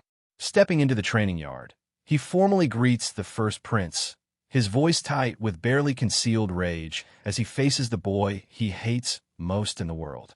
Taylor identifies himself again, stating that he is an apprentice knight with a single chain. He announces that he has practiced the secret sword skills of the Thielheim family specifically for this moment, drawing his blade with a sharp, aggressive flourish. Adrian watches the display with a look of utter boredom. He tells Taylor that he doesn't need to do all that posturing just for a practice match. He turns to Count Balahard and Carls, pointing a thumb at Taylor and asking if they're sure this guy is actually a knight, noting that he looks pretty weak. The insult hits Taylor like a physical blow. He grits his teeth, his face turning a dark shade of red. He thinks to himself that the prince is just as rude and arrogant as the rumors claimed, a man who truly doesn't know his place. Balahard steps between them, holding up a hand to command silence. He tells Taylor that he understands a young man's feelings, but firmly orders him to calm down, reminding everyone that the duel has not officially started. Taylor's anger instantly evaporates into starstruck awe. He looks at Balahard with wide eyes, shouting the Count's name with a reverence that borders on worship. He bows deeply to the Count, stammering that it is an absolute honor to meet a legend of the kingdom.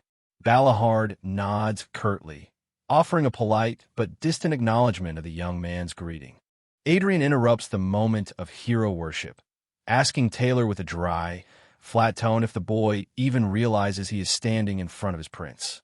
He looks utterly unimpressed by Taylor's sudden shift in attitude. Balahard looks at Adrian and remarks that people would treat him like a prince if he actually acted like a normal person. Adrian dismisses the comment, suggesting they stop talking about the old days and get on with the fight. The Count takes his position as judge. He commands both warriors to stand their ground and prepare themselves. He announces with a voice that carries across the courtyard that the duel is about to begin. The two opponents face each other, their gazes locked. Taylor's eyes are wide with a frantic need for vengeance, while Adrian's are narrowed in a cold, analytical focus. The air between them hums with the coming clash. Taylor doesn't wait. He activates his mana, a single chain of teal energy erupting around his arm. He lunges forward in a blur of motion, his blade trailing a streak of light as he aims a devastating opening strike at the prince. A cruel, confident grin spreads across Taylor's face as he closes the distance. He addresses the prince, telling him to watch out, his voice dripping with the intent to draw first blood. He executes a powerful overhead strike, his entire weight behind the blow. The training sword cuts through the air with a whistling roar, Taylor believing the fight is already over. Adrian watches the attack with a detached, clinical eye. He perceives the movement in slow motion, his mind calculating the trajectory and force with an ancient's wisdom. A cold smirk touches Adrian's lips. He notes to himself that Taylor's technique is cluttered with too many useless moves. He doesn't retreat. He steps into the attack, his own training sword rising to meet the strike. The two wooden blades clash in a spectacular eruption of blue and teal energy. The force of the impact creates a shockwave that kicks up a cloud of dust around their feet, the sound of the collision echoing off the palace walls. Taylor's eyes go wide with shock as he feels the solid, unyielding resistance of the prince's defense. He stammers in disbelief, realizing that he is being blocked by a mana heart, something that should be fundamentally impossible against his chain. With a sharp, efficient movement, Adrian shoves Taylor back. The young noble is sent stumbling across the courtyard, his balance shattered by the sheer physical pressure of the prince's counterforce.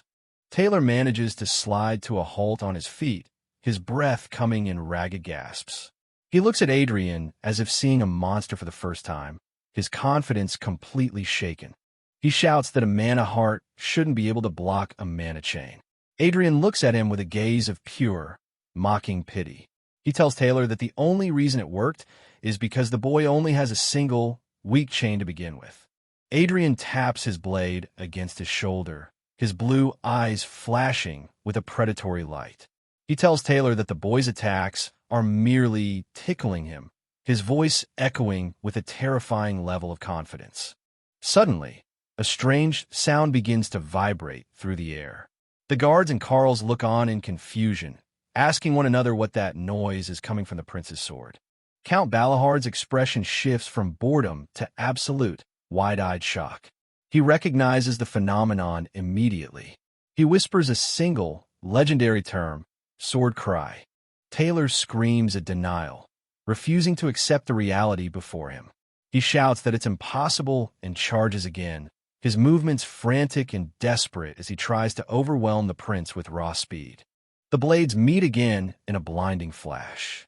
Adrian parries the blow effortlessly, the cry of his sword growing louder and more resonant. Taylor lets out a pained "UGH" as he is once again forced back by the sheer volume of Adrian's energy. The courtyard erupts in a massive explosion of light as Adrian delivers a crushing blow. Taylor lets out a blood-curdling scream as he is sent flying backward, his weapon nearly shattered by the force of the prince's aura. A dense cloud of dust settles over the training yard. Taylor lies on the ground, gasping for air, while Adrian stands perfectly still, his silhouette dark against the afternoon sun. Adrian reflects on the Count's earlier words.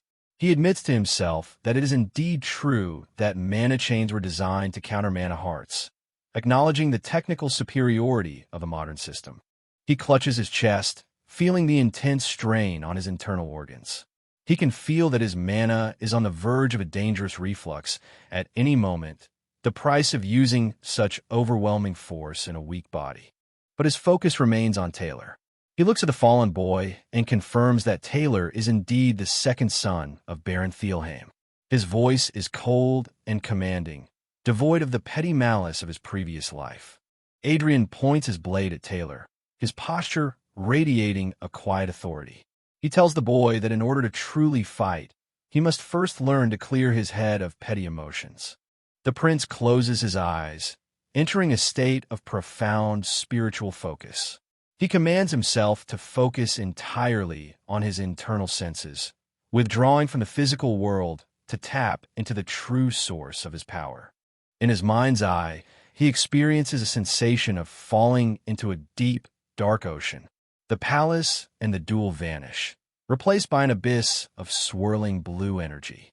A ghostly version of Adrian reaches out into the darkness. From the depths, he commands a singular force to arise, his voice echoing with the authority of an ancient master of the blade. He calls out to the fragments of his own soul, naming the different versions of himself that the world once knew. The cursed sword, the divine sword, and the countless other titles he carried through the ages. The abyss begins to glow with a blinding light as his mana heart accepts his great will. The system announces that another, more potent color is now overlaying the previously colorless mana within his chest. A colossal, reptilian eye, vibrant blue and crackling with electricity, opens in the darkness. The system declares that the sleeping will of the Dragon Slayer has finally awakened within the prince. Adrian stands at the center of a memory. Behind him, a massive spectral dragon roars, and the image of Gruhorn, the magic sword, is thrust into the dragon's skull. He realizes that he has reclaimed the essence of the heart specifically forged to slay the masters of the sky. A violent eruption of pink and red energy bursts from his chest. His eyes turn a predatory, glowing red as the system confirms that the Dragon Slayer's heart has been fully activated. The training courtyard is engulfed in a terrifying, draconic aura. Adrian crouches low, wreathed in flickering red flames that take the shape of a massive, snarling dragon behind him. He declares that this is the true power of the Dragon Slayer, a force tempered specifically for the end of a dragon's life. The system provides a final, ominous notification. The energy from the heart has merged perfectly with the training sword in his hand. The wooden blade now glows with a malevolent, white-hot light, its surface crackling with the weight of an ancient legend.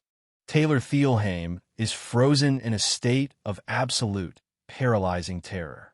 He stares at the monster standing before him, stammering a desperate question about what the hell the prince has become. Count Balahard, recognizing the lethal intent radiating from his nephew, loses his composure for the first time. He lunges forward, his voice a frantic roar as he screams for Adrian to stop.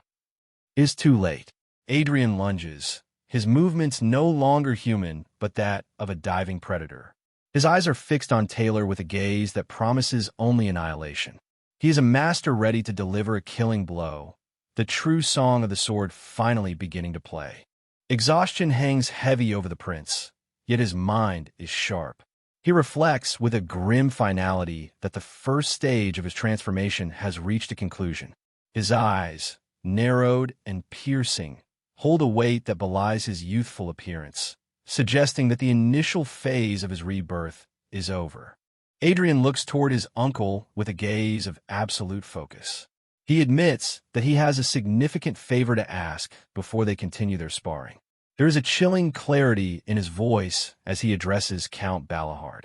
The prince's expression remains stoic, but his words carry an ominous weight. He requests that if by some chance it appears he is truly on the verge of killing his opponent, his uncle must step in and forcibly stop him. Count Balahard acknowledges the request with a somber look, realizing the depth of the killing intent radiating from a boy.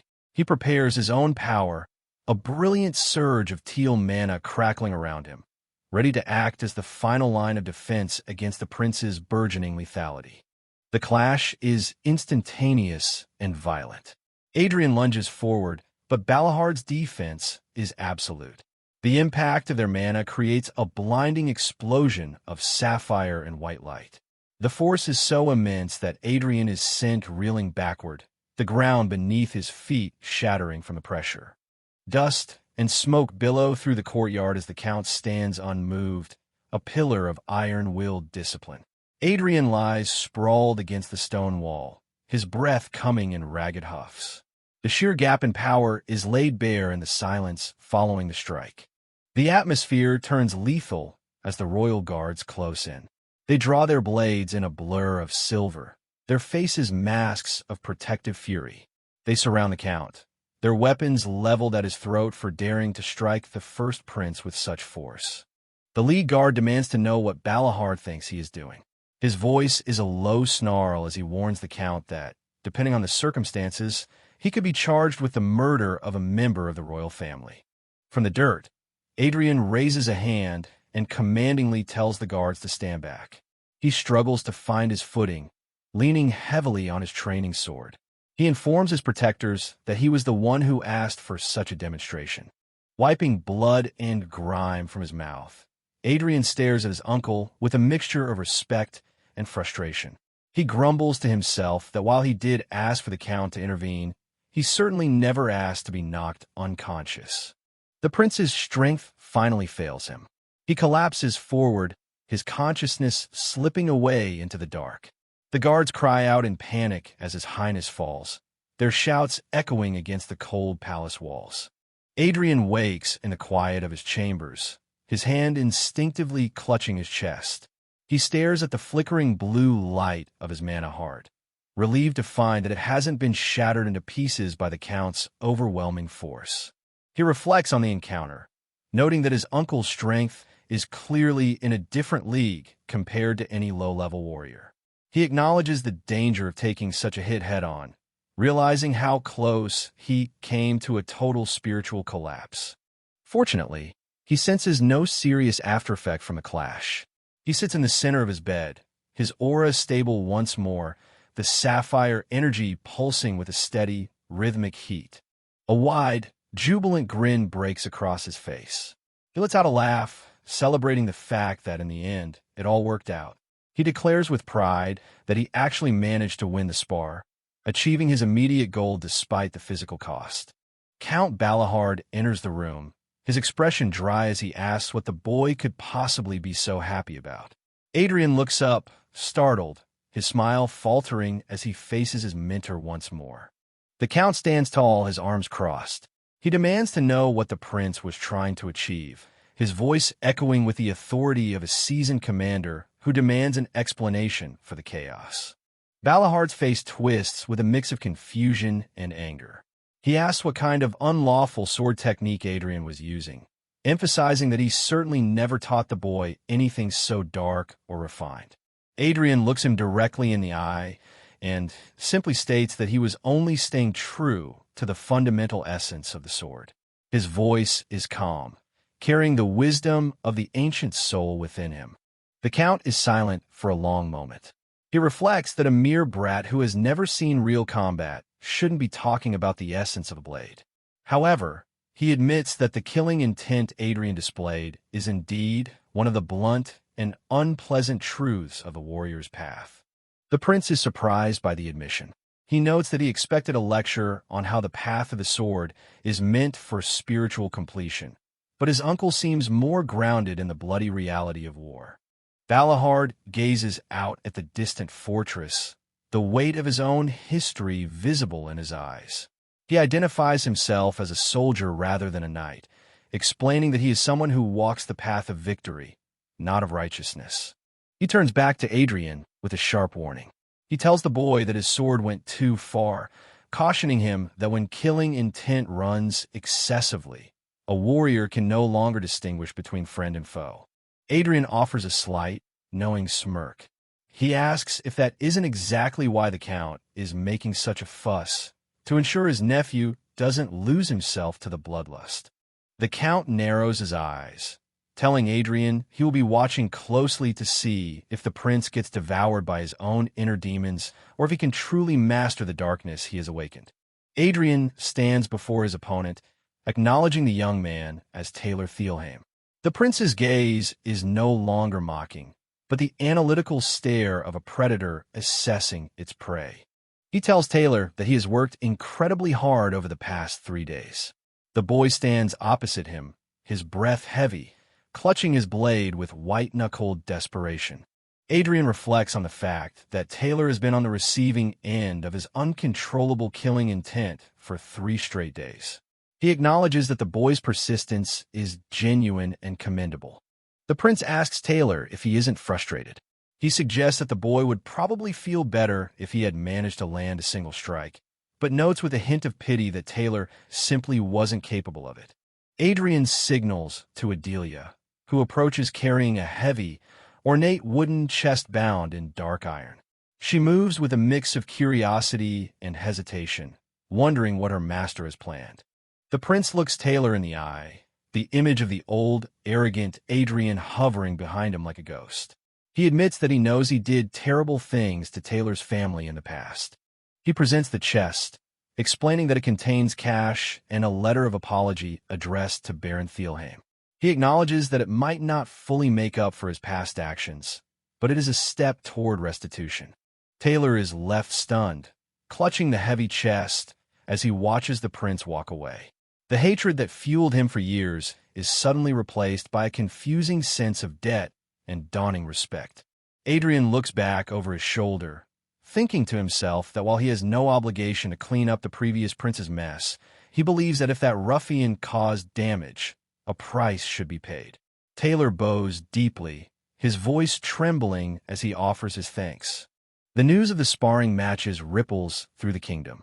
The palace of Leonberger stands under a clear sky, but the atmosphere within is thick with gossip. Many whispered that the prince's arrogance had finally led him to dig his own grave. In the dark corners of the servants' quarters, the gossip is cruel. People laugh amongst themselves, eager to see how much the first prince will be humiliated once the results of the duels are made public. However, the expected news of a royal failure never comes. Taylor stands among his peers, his expression conflicted as they ask him what truly happened during spar. A group of young knights and nobles gather around, their faces glowing with a sudden, unexpected admiration. They explain to the skeptics that there must have been a misunderstanding, that the first prince isn't the villain the rumors claimed. They describe the matches as a display of mutual respect and maximum effort. Others watch the scene with dark, suspicious eyes. They whisper about a potential royal cover-up, convinced that the prince must have threatened his opponents into silence or forced them to lie about his skill. The news eventually reaches Adrian himself. He reacts with a violent outburst, slamming his fist into a wooden crate. He scoffs at the idea of a royal cover-up, his face twisted in annoyance. He roars that those opponents are likely only keeping their mouths shut because they are too embarrassed to admit they lost to him. He paces the courtyard, his fury radiating from him in waves.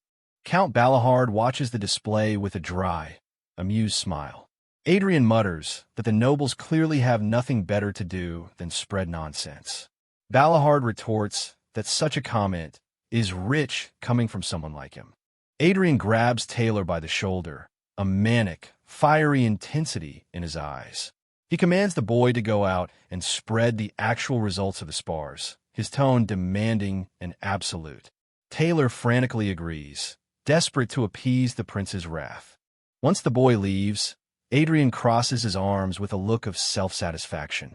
He believes that this direct approach should finally kill the malicious rumors that have plagued his name. However, Adelia approaches him with a hesitant look. She informs him that the rumors have only shifted. People now claim His Highness is threatening participants to fake the results of the training.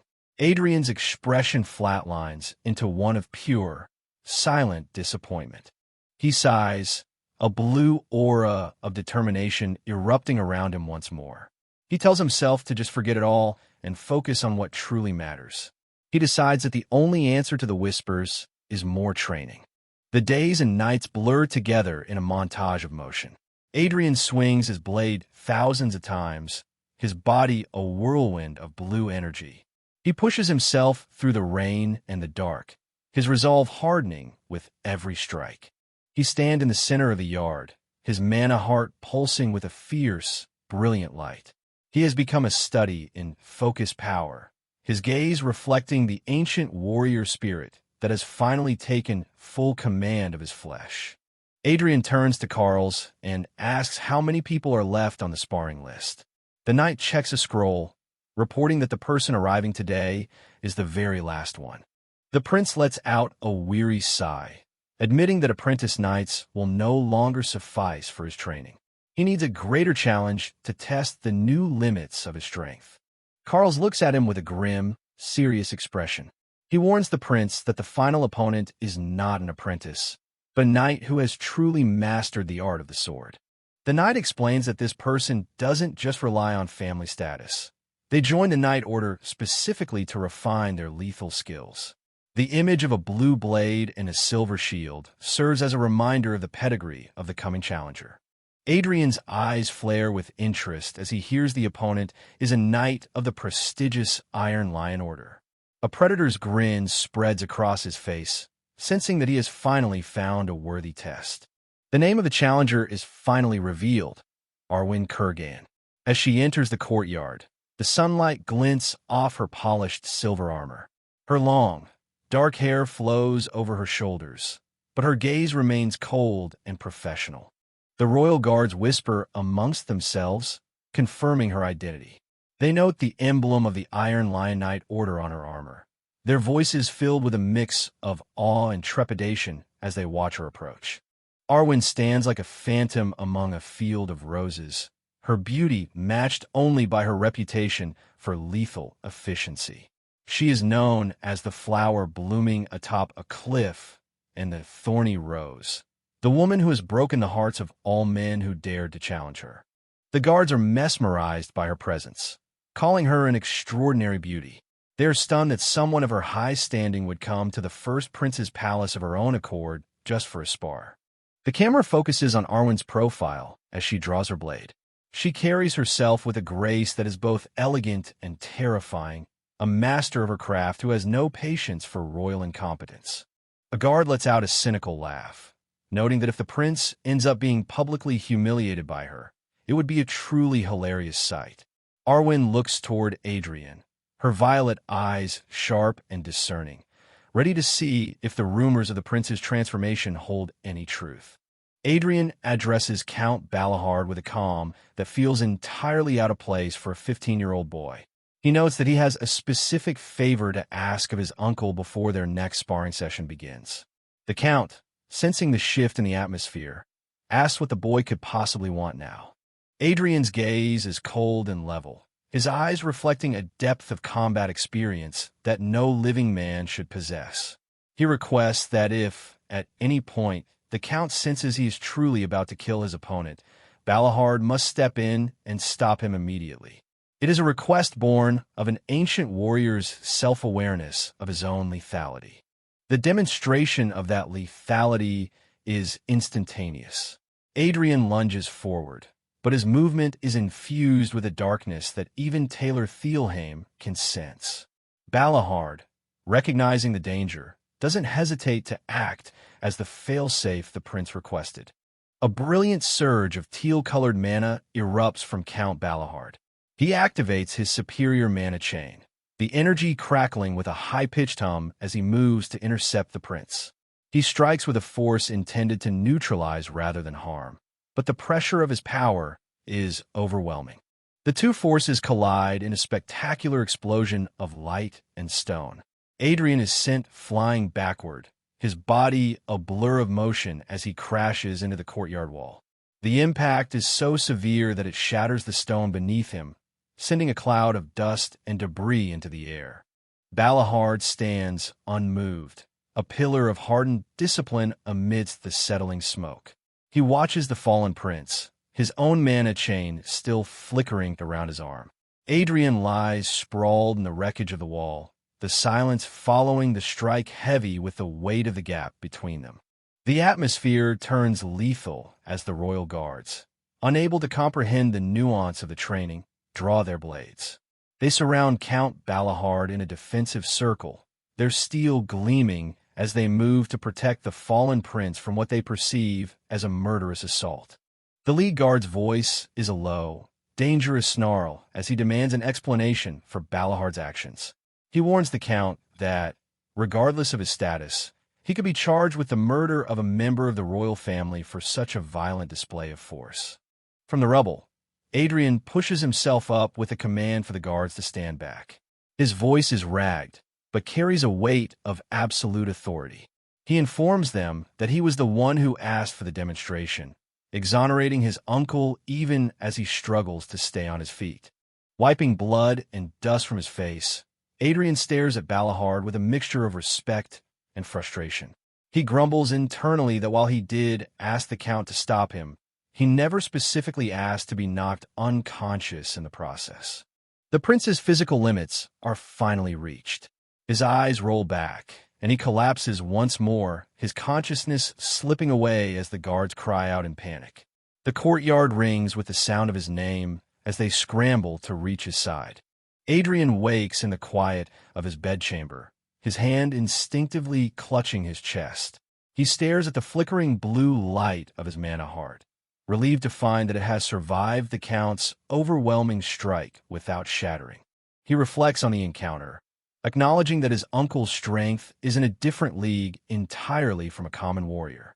He notes the danger of taking such a hit head-on, realizing how precarious his current physical existence truly is.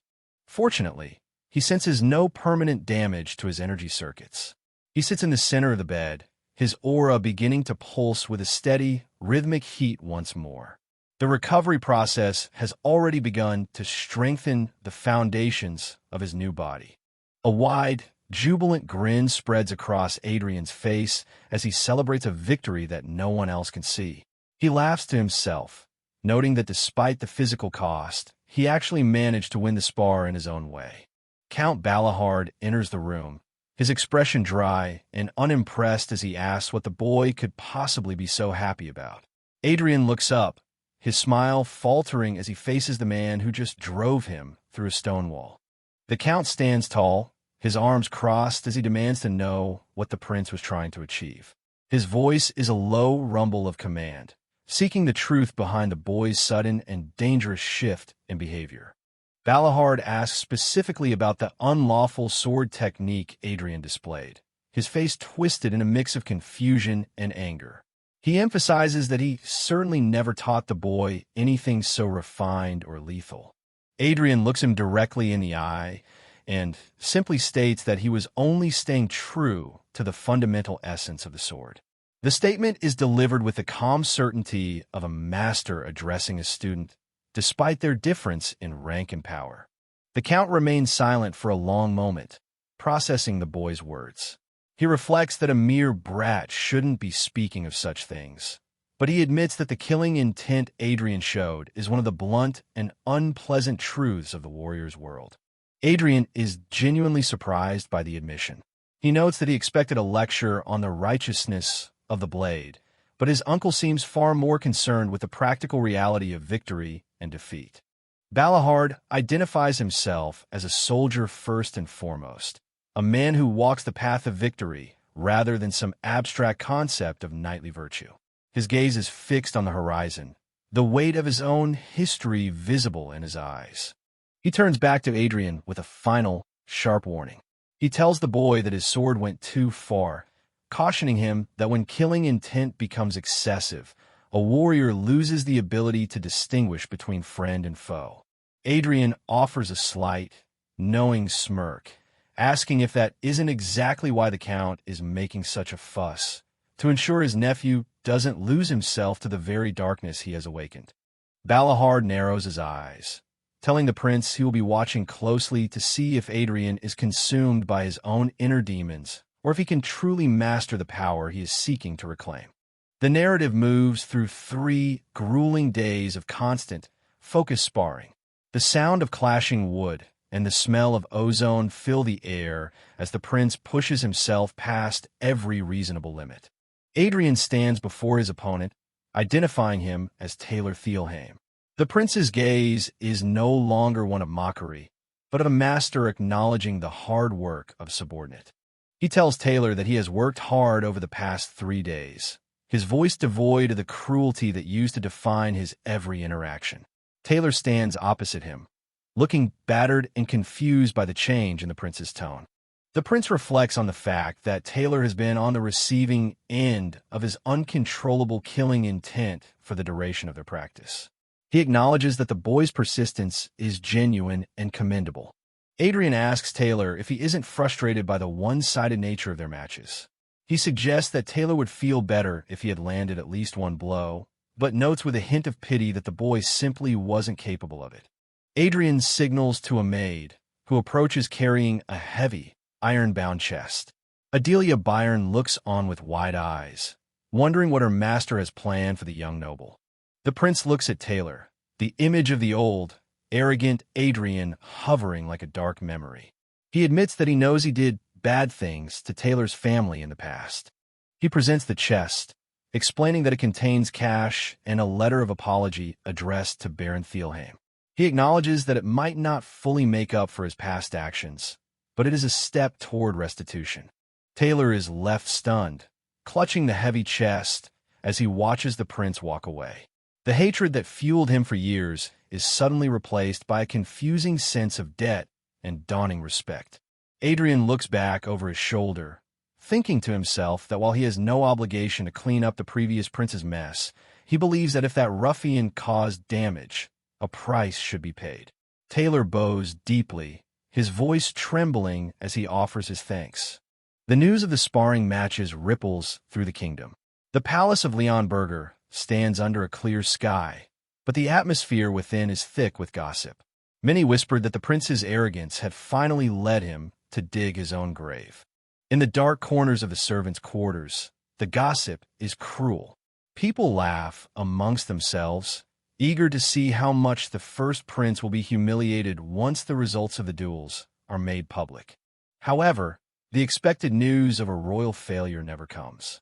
Taylor stands among his peers, his expression conflicted as they ask him what truly happened during spar. A group of young knights gather around, their faces glowing with an unexpected admiration. They explain that there must have been a misunderstanding, that the first prince isn't the villain the rumors claimed. They describe the matches as a display of mutual respect and maximum effort. Others watch the scene with dark, suspicious eyes. They whisper about a potential royal cover-up, convinced that the prince must have threatened his opponents into silence. The news eventually reaches Adrian himself. He reacts with an outburst, slamming his fist into a table. He scoffs at the idea of a royal cover-up, his face twisted in annoyance. He roars that those nobles are likely only keeping their mouths shut because they are too embarrassed to admit they lost to him.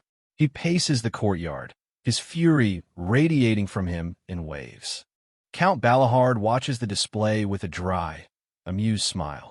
Adrian mutters that the nobles clearly have nothing better to do than spread nonsense. Balahard retorts that such a comment is rich coming from someone like him. Adrian grabs Taylor by the shoulder, a manic, fiery intensity in his eyes. He commands the boy to go out and spread the actual results of the spars, his tone demanding and absolute. Taylor frantically agrees, desperate to appease the prince's wrath. Once the boy leaves, Adrian crosses his arms with a look of self-satisfaction. He believes that this direct approach should finally kill the malicious rumors that have plagued his name. However, Adelia approaches him with a hesitant look. She informs him that the rumors have only shifted. People now claim His Highness is threatening participants to fake the results. Adrian's expression flatlines into one of pure, silent disappointment. He sighs, a blue aura of determination erupting around him once more. He tells himself to just forget it all and focus on what truly matters. He decides that the only answer to the whispers is more training. The days and nights blur together in a montage of motion. Adrian swings his blade thousands of times, his body a whirlwind of blue energy. He pushes himself through the rain and the dark, his resolve hardening with every strike. He stands in the center of the yard, his mana heart pulsing with a fierce, brilliant light. He has become a study in focused power, his gaze reflecting the ancient warrior spirit that has finally taken full command of his flesh. Adrian turns to Carls and asks how many people are left on the sparring list. The knight checks a scroll, reporting that the person arriving today is the very last one. The prince lets out a weary sigh, admitting that apprentice knights will no longer suffice for his training. He needs a greater challenge to test the new limits of his strength. Carls looks at him with a grim, serious expression. He warns the prince that the final opponent is not an apprentice, but a knight who has truly mastered the art of the sword. The knight explains that this person doesn't just rely on family status. They joined the knight order specifically to refine their lethal skills. The image of a blue blade and a silver shield serves as a reminder of the pedigree of the coming challenger. Adrian's eyes flare with interest as he hears the opponent is a knight of the prestigious Iron Lion Order. A predator's grin spreads across his face, sensing that he has finally found a worthy test. The name of the challenger is finally revealed, Arwen Kurgan. As she enters the courtyard, the sunlight glints off her polished silver armor. Her long, dark hair flows over her shoulders, but her gaze remains cold and professional. The royal guards whisper amongst themselves, confirming her identity. They note the emblem of the Iron Lion Knight Order on her armor, their voices filled with a mix of awe and trepidation as they watch her approach.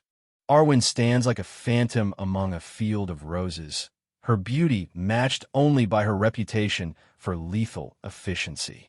She is known as the flower blooming atop a cliff and the thorny rose, the woman who has broken the hearts of all men who dared to challenge her. The guards are mesmerized by her presence, calling her an extraordinary beauty. They are stunned that someone of her high standing would come to the first prince's palace of her own accord just for a spar.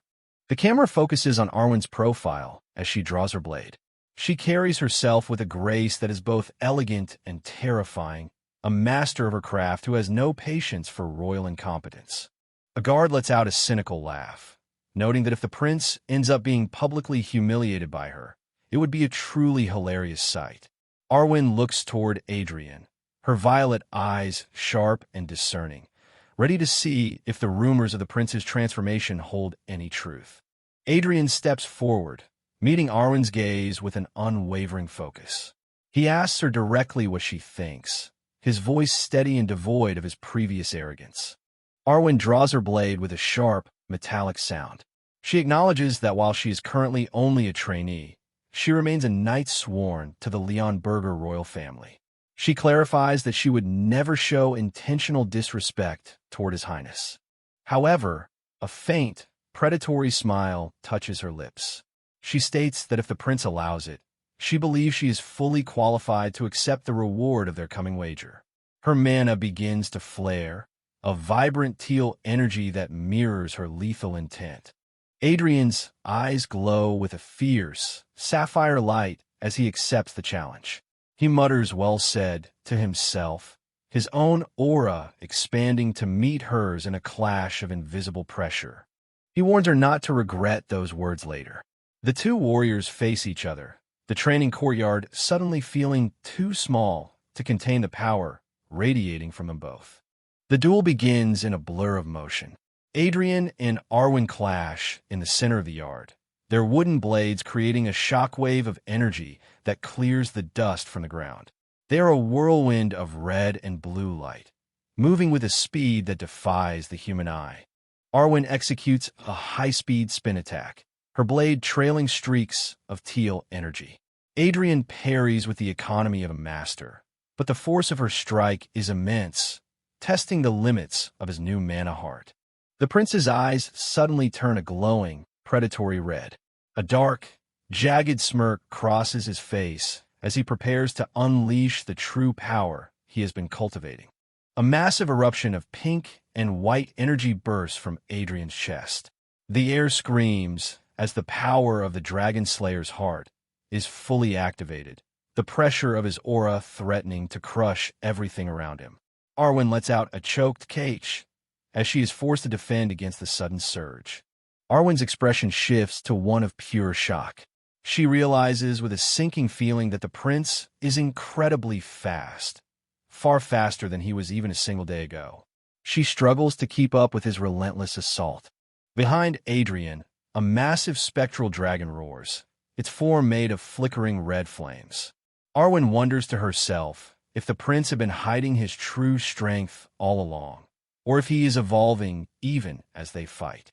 The two warriors clash again, their blades meeting in a cataclysmic explosion of energy. The impact sends them both flying across the courtyard, their silhouettes dark against the blinding light of their conflicting auras. Adrian slides to a halt, his hand pressed to his chest as he feels the mana beginning to reflux once more. He lets out a pained "UGH," but his gaze remains fixed on his opponent. Arwen stands across from him, her breath coming in ragged gasps. Sweat pours down her face, and her violet eyes are wide with the realization that she is facing a monster in human skin. Refusing to give her a moment's rest, Adrian lunges forward again. He is a streak of red fire, his training sword held low as he prepares a final, decisive strike. Arwen raises her blade to defend, her teal mana flaring in a desperate attempt to halt his momentum. The two warriors meet in a final, earth-shaking collision of will and steel. The sound of the impact is like a thunderclap. Arwen is driven to her knees, her training sword shattered in her hands. She gasps for air, the pressure of Adrian's aura finally breaking her defense. The royal guards and Count Balahard look on in absolute, stunned silence. The extraordinary beauty and the thorny rose has been brought low by the boy they all considered failure. Arwen looks up at Adrian, her voice a faint whisper as she stammers that this simply can't be possible. The prince stands over her, his red eyes fading back to blue as he declares with a calm finality that he has won the bet. Adrian stands before the kneeling knight, his silhouette dark against the setting sun. He addresses her by her full name, Arwen Kurgain, his voice carrying the absolute authority of a king. A predator's grin returns to his face as he delivers his final demand. He tells her simply that he wants her, implying that she is to become his first true subordinate in his quest to reclaim the kingdom. Arwen looks up at him, her expression a mix of shock and a new, burgeoning sense of destiny. Carls, the elite knight assigned to escort the first prince, stands in silent contemplation. He reflects on his position, noting that guarding the kingdom's most notorious delinquent hasn't been nearly as difficult as he had initially feared. He stands as a pillar of disciplined silver armor, his expression unreadable as he watches over his charge. Inside the palace, Adrian looks up at his new protector, his blue eyes sharp and assessing. He asks if Carls is indeed his new bodyguard. The knight bows his head in a formal salute, confirming his role and stating that he looks forward to serving his highness. Adrian reclines in his throne-like chair, looking every bit the arrogant prince the rumors described. However, Carls observes a discrepancy between the boy's reputation and his reality. He notes that while the prince carries himself with a certain royal weight, he hasn't once lashed out or acted with the mindless cruelty the palace gossip had suggested. The narrative shifts to the training grounds, where the sunset casts long shadows against the stone walls. Adrian is seen running, his breath coming in heavy huffs as he pushes his unconditioned body to the brink. Carls watches from a distance, noting that the reality of the prince is the complete opposite of the stories. Instead of a lazy glutton, he sees a man possessed by a terrifying, silent work ethic. The weather turns foul, a heavy downpour, soaking the courtyard and turning the ground into a slick mess. Adrian does not seek shelter. He continues to strike a wooden training post with rhythmic, relentless blows. His movements are slow and burdened by his weight, but the intensity in his gaze is unwavering. The other royal guards huddle under the eaves, watching the prince with concern. They whisper among themselves that it is raining far too much and suggest that they should perhaps step in and stop him before he injures himself. They are unsettled by this sudden, frantic drive for strength. Carls watches as a bolt of lightning illuminates the yard. He cries out a warning, telling the prince that his current training is becoming dangerous. In that moment, a massive surge of energy erupts from Adrian's strike, the impact shattering the air and the training post alike. The knight stands frozen, his eyes wide as he witnesses the raw power radiating from the boy. He admits to a dawning realization that he has a feeling this prince might one day become a truly great man. But even as that thought takes root, the scene shifts back to the present. Under a golden evening sky, Adrian stands over the kneeling Arwen Kurgan. The duel has ended, and the prince delivers his demand with a chillingly calm smile. He declares simply that he wants her, his voice carrying the weight of a commander claiming his first elite soldier. The surrounding royal guards react with audible gasps of horror. They cover their mouths and whisper about how shameless the prince is, assuming his want for the beautiful knight is born of his previous lecherous reputation. They look on with disgust, believing they are witnessing another royal scandal. Carls remains silent, a shadow of doubt crossing his face. He swallows hard, wondering to himself if his previous positive judgment of the prince was wrong. He fears that the great man he saw in Arain was merely a mask for the same old rogue. Arwen, struggling to catch her breath, looks up at the prince with a mix of exhaustion and indignation. She asks him through gritted teeth if that is truly what he wants, her voice trembling with the insult she perceives to her honor as a knight. Adrian looks down at her, his expression turning flat and serious. He dismisses her concerns, noting that right now, she is merely an apprentice knight who couldn't even manage to defeat a delinquent prince like himself. He steps closer, the atmosphere around them turning heavy. A small, sharp grin touches the prince's lips. He explains that what he truly wants is her potential and her future as a warrior. Arwen stares at him, the sunlight catching the confusion in her violet eyes as she realizes he isn't looking at her as a woman, but as an investment in martial power. Adrian continues, his voice growing deeper. He explains that he needs a knight who will follow him not because of a royal decree or an inherited obligation, but because they believe in his path. He speaks with the authority of someone who has led armies across centuries. He tells her that she has the raw talent to become a legendary knight. Behind him, the system confirms his assessment, displaying her A-rank swordsmanship and her sword prodigy traits. He looks at her as a master craftsman would look at a rare and valuable piece of steel. The prince delivers his final offer, calling her by her full name. He commands her to become his knight, his personal blade in the coming storms. Arwen is left speechless, the weight of his sincerity finally beginning to crack her resolve. Arwen's mind flashes back to her journey. She remembers achieving her dream of becoming a knight, shown practicing her forms with a dedicated, silent intensity. She reflects on the harsh reality of her service. Despite her skill and her dedication, no one in the order treated her like a true warrior. She was always the thorny rose, or a decorative beauty to be protected, never an equal on the field of battle. In her memories, she is shown working twice as hard as any man, driving her blade into the dirt in a fit of lonely frustration. She recalls winning duel after duel, standing victorious over her fellow trainees, only to receive more empty compliments on her appearance.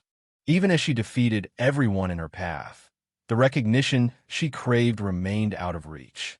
She fought with a desperate need to prove herself, but the world only saw a beautiful flower, not a lethal weapon. She looks back at her past accomplishments with a bitter sense of unfulfillment. Despite everything she achieved, she felt she could never truly become the knight she envisioned herself to be. She remembers the whispers of her squad mates, who called her the face of the squad, and said it was an honor to protect such a beautiful lady. To her, those words were a prison, a denial of everything she had bled to master. She looks up at Adrian now, seeing a boy who is looking past her face and into her soul. She wonders to herself if he is being genuine, if this notorious prince is truly the only person in the kingdom who sees her for what she actually is. The sunset bathes the entire courtyard in a deep, bloody crimson. Arwen takes a breath and asks the prince to promise her one thing before she gives her answer. She looks him in the eye and pleads for him to treat her not as a woman to be admired, but as a knight to be utilized. Her voice is steady, a final test of his resolve. She declares that if he can do that, if he can respect the steel in her hand above the beauty of her face, then she will follow his will to the end of her days. The two warriors lock eyes in a moment of profound, silent understanding. The gap between their stations vanishes, replaced by the mutual respect of two souls who live by the blade. Adrian offers a confident, reassuring smile. He promises that he will do exactly that, giving her the word of a king. Arwen stands, her posture shifting into a stance of absolute devotion. With a sharp, graceful movement, Arwen drops to one knee. She drives her sword into the earth before her, the clack of metal on stone echoing through the courtyard as she prepares her oath. She identifies herself formally as the eldest daughter of House Kurgan. With a clear, unwavering voice, she swears her eternal loyalty to His Highness, Prince Adrian Leonberger. She declares that she is dedicating her sword and the rest of her life to his cause. Count Balahard and Carls watch the scene in stunned silence, the air around the two young people vibrating with the weight of a destiny being forged. Adrian steps forward, holding his training sword over her shoulder in a formal knighting gesture. By the name of the rightful heir of Leonberger, he declares her a true knight. He commands her to be brave, to be courteous, and to remain loyal, his voice carrying an ancient ceremonial power. The narrative shifts to the aftermath, where the court is in an uproar. Nobles gather in the hallways, whispering that swearing loyalty to a delinquent prince is the height of absurdity. They mock the duel, calling the entire event a farce. The gossipers suggest that the bet should be nullified, unable to accept that a prestigious knight would serve a boy like Adrian. They assume she has been tricked or forced, refusing to believe she chose this path of her own free will. The rumors turn dark and malicious. People whisper that the situation smells fishy, suggesting a hidden, shameful relationship between the two. They mock the idea of her being a lover, calling it a trick or a disgrace to her family name. Back in his chambers, Adrian is seen clutching his hair in a fit of comic frustration. He bellows at the ceiling, asking if he is some kind of designated villain in this story, his face flushed with annoyance at the persistent rumors. He paces the room, his movements erratic as he grumbles about how everyone seems to think he should just die. Carl stands in the background, watching the prince's outburst with a calm, patient gaze. Carls eventually speaks up, calling out to His Highness. Adrian pauses, turning toward his guard with a confused look, the fire of his previous anger still flickering in his eyes. The knight brings up the words Adrian spoke on the final day of the duel. He looks at the prince with a searching gaze, his brow slightly furrowed as he prepares to ask a question that has been weighing on his mind. A flashback shows the prince during the duel, stating that he doesn't need someone who protects him simply because of royal orders. Adrian blinks, remembering the statement, but not seeing the impact it had on the men around him. Carls admits that the truth of those words was upsetting, but he acknowledges that they are fundamentally correct. He notes that as a royal guard, he would indeed leave the prince's side the moment he received a higher command. Adrian offers a sly, challenging smirk. He tells Carls that if the truth is so bothersome, the knight should eventually swear a personal oath to him in the future, bypassing the chains of royal command. Carls looks at him with a sudden, intense seriousness. He asks if he were to make such a vow, Would the prince actually accept him as his person? The knight's hope is visible for a fleeting second. The prince's answer is a blunt and immediate nope. He explains with a casual shrug that Karl's simply wouldn't be fun to raise and nurture, dismissing the elite knight as if he were a finished product with no room for improvement. Karl's is left blinking in shock, a bead of sweat on his forehead as he processes the rejection. Adrian looks away, his interest already moving on to the next task, leaving the knight in a state of comical bewilderment. Adrian's expression turns somber as he looks at a document in his hands. He mutters that he is being serious, his mind turning to the political storm that is brewing outside the palace walls. The document is a royal decree. It states that by order of the royal family, Prince Adrian's period of confinement is to end immediately, and he is commanded to attend the upcoming royal banquet. Adrian stares at the parchment, wondering what he has done to trigger such a sudden change in the king's attitude. He scratches the back of his head in confusion, noting that his confinement was supposed to last another full month.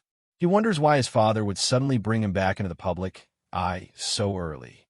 A memory of the king's cold, angry face flashes through his mind. He recalls the man throwing him into confinement as if he never wanted to see his son again. The contradiction between that memory and the current order is jarring. Adrian walks through the halls, Karl's and Adelia trailing behind him. He mutters to himself that he will never understand what that man is thinking. Karl's asks if the prince isn't at least happy to be free again. The prince admits that he doesn't really care about his freedom that much. He notes that it's not like he has anywhere to go outside the palace or anyone he truly knows or cares to meet. His focus is entirely internal, on the growth of his power. Adelia suddenly gasps, her eyes wide as she looks at a different piece of mail. She frantically apologizes for interrupting, but she tells the prince that she has noticed another important invitation among his recent correspondence. Adrian tilts his head, his expression one of bored curiosity. He asks invitation, as if the very concept of a social life is a foreign burden. Adelia presents a card with a highly ornate seal featuring a knight's helmet and crossed swords. She hands it to him with trembling fingers, the significance of the sender clearly not lost on her. Adrian reads the title aloud. A social club for special, noble young men only? He looks at the card with a mix of suspicion and disdain, his brow furrowing as he tries to recall the nature of such an organization. Adelia informs him that he actually used to be a prominent member of this club. Adrian is physically jolted by the news, his face turning pale as he asks me, in a voice filled with dawning dread. He asks if it was some kind of weird club. Adelia hesitates, her face flushing with embarrassment as she struggles to find the right words to describe her master's previous social life. A memory of the old Adrian surfaces. He is shown lounging in a dark, velvet-draped room, surrounded by beautiful women and holding a bottle of expensive wine. He is laughing boisterously, the very picture of royal excess. Adelia explains that to common women, the tasteful leisure of noble young men is something they simply cannot understand. Adrian's expression turns to one of pure disgust. He summarizes that it's just a club for drinking and chasing women. He declares that he has no need for such trash, claiming he is far too busy with his training to waste time on such nonsense. As he prepares to toss the invitation aside, a specific name at the bottom of the card catches his eye. He freezes, a look of genuine surprise crossing his face. The card is addressed to the wise and brave prince, sent from his eternal friend, Bernardo of House Eli. Adrian repeats the name, Eli, with a tone of heavy contemplation. A memory from his uncle's lecture resurfaces. He recalls the image of a shattered knight's helm wreathed in blue flames. He remembers Balahard saying that House Eli was the family consistently obsessed with the mana heart technique, the same family that allegedly collapsed a century ago. Adrian's entire demeanor changes. He looks at Adelia and states with a cold, focused intent that he will have to go to this club after all. Adelia bows, promising to prepare everything accordingly, though she looks confused by a sudden change of heart. The prince stares at the invitation, his eyes glowing with a faint, sapphire light. He thinks to himself that he truly hopes this remnant of House Eli is not an unbearable disgrace like the rest of the modern nobility. He realizes that he may have finally found the first clue to restoring the ancient power of the blade. For months of relentless, soul-crushing training have reshaped the once rotund frame of Adrian Leonberger. As he stands in his private chambers, a tailor flutters around him, his face a mask of wide-eyed astonishment. The man stammers, asking if the new attire meets His Highness's approval, emphasizing that he followed every specific instruction to the letter. Adrian's requirements were precise and devoid of royal vanity. He demanded the color be a somber, functional black, the decorations kept to an absolute minimum, and the overall design remains strictly simple. He no longer seeks to hide behind gold lace. He seeks to move like the predator he is becoming.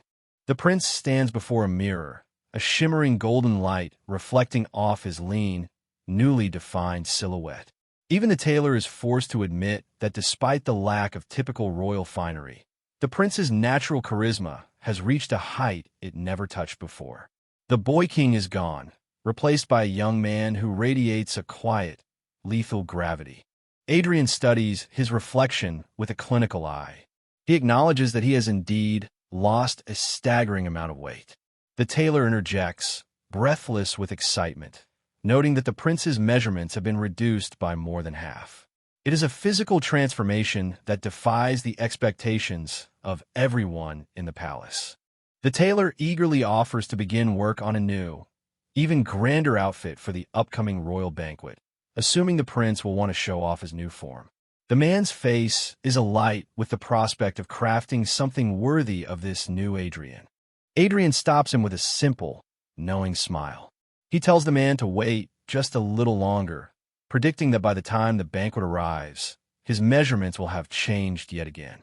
His training is not yet complete, and his body continues to shed its old weaknesses with every passing day.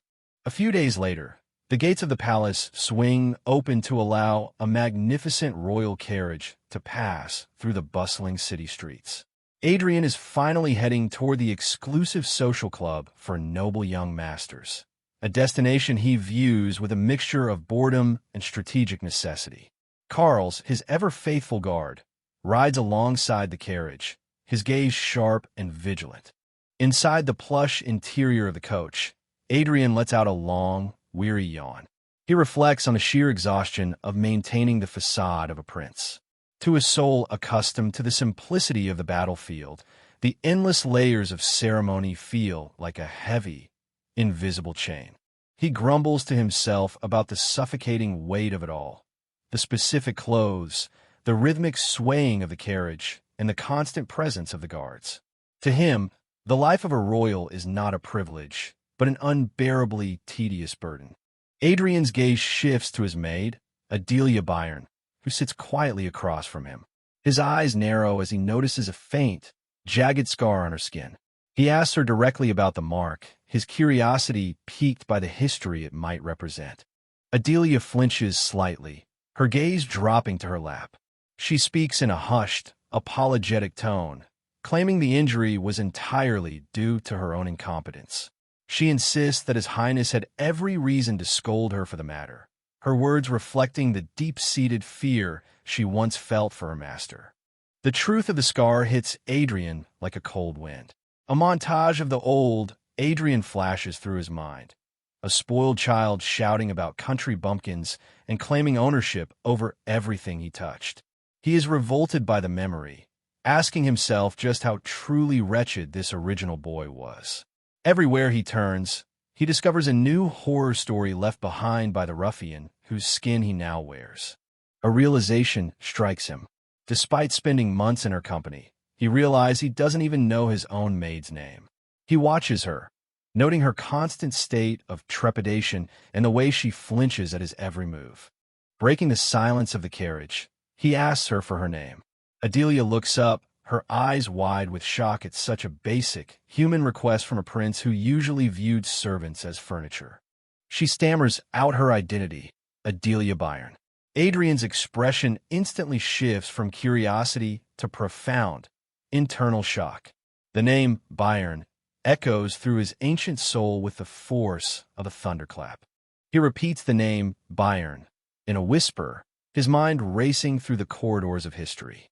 Adelia, sensing his focus, tries to downplay it, explaining that her family barely managed to make it into the nobility register. But Gruhorn knows better.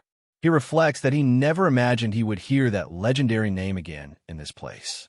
His memory dives back into a long-forgotten era, before the kingdom or the city even existed. It was a time when humans were the weakest race on the continent, hunted and slain by monsters and giants as a matter of course. He recalls the image of ancient warriors, elves and dwarves, standing amidst the ruins of humanity. But there were those who refused to let the human race vanish. Gruhorn recalls the silhouettes of heroes standing against a burning sky, the few who put an end to that tragic history. After a long and devastating war, these saviors led humanity to its eventual dominance. People called them the Five Electors. Among these 5 legendary heroes was one whose name would never be forgotten by the steel of Gruhorn. He recalls a specific woman standing on a cliffside, her red hair billowing in the wind like a banner of war. She was a master of the blade who spoke to the sword with a blunt, aggressive intimacy. She was one of the 5 electors. She stood at the vanguard against a sea of giants and orcs, her presence alone halting their advance. She once asked the sword if it had ever considered what they would do once the war finally ended. The memory shifts to the heat of the slaughter. The red-haired heroine lunges at a colossal giant king, her eyes glowing with a manic, battle-hungry light. She was a force of pure, unadulterated violence. With a single devastating strike, she ended the long history of plunder by the king of the giants. The blood of her enemies rained down on her armor as she stood victorious, a goddess of the battlefield. She was the iron-blooded Sword Marquis, a title earned in the trenches of the continent's darkest hour. Her strength was matched only by her legendary temper. Her name was Agnes Bayern. The ancestor of the timid maid sitting across from Adrian was once the most feared woman in existence. Adrian recalls Agnes with a mix of respect and lingering annoyance.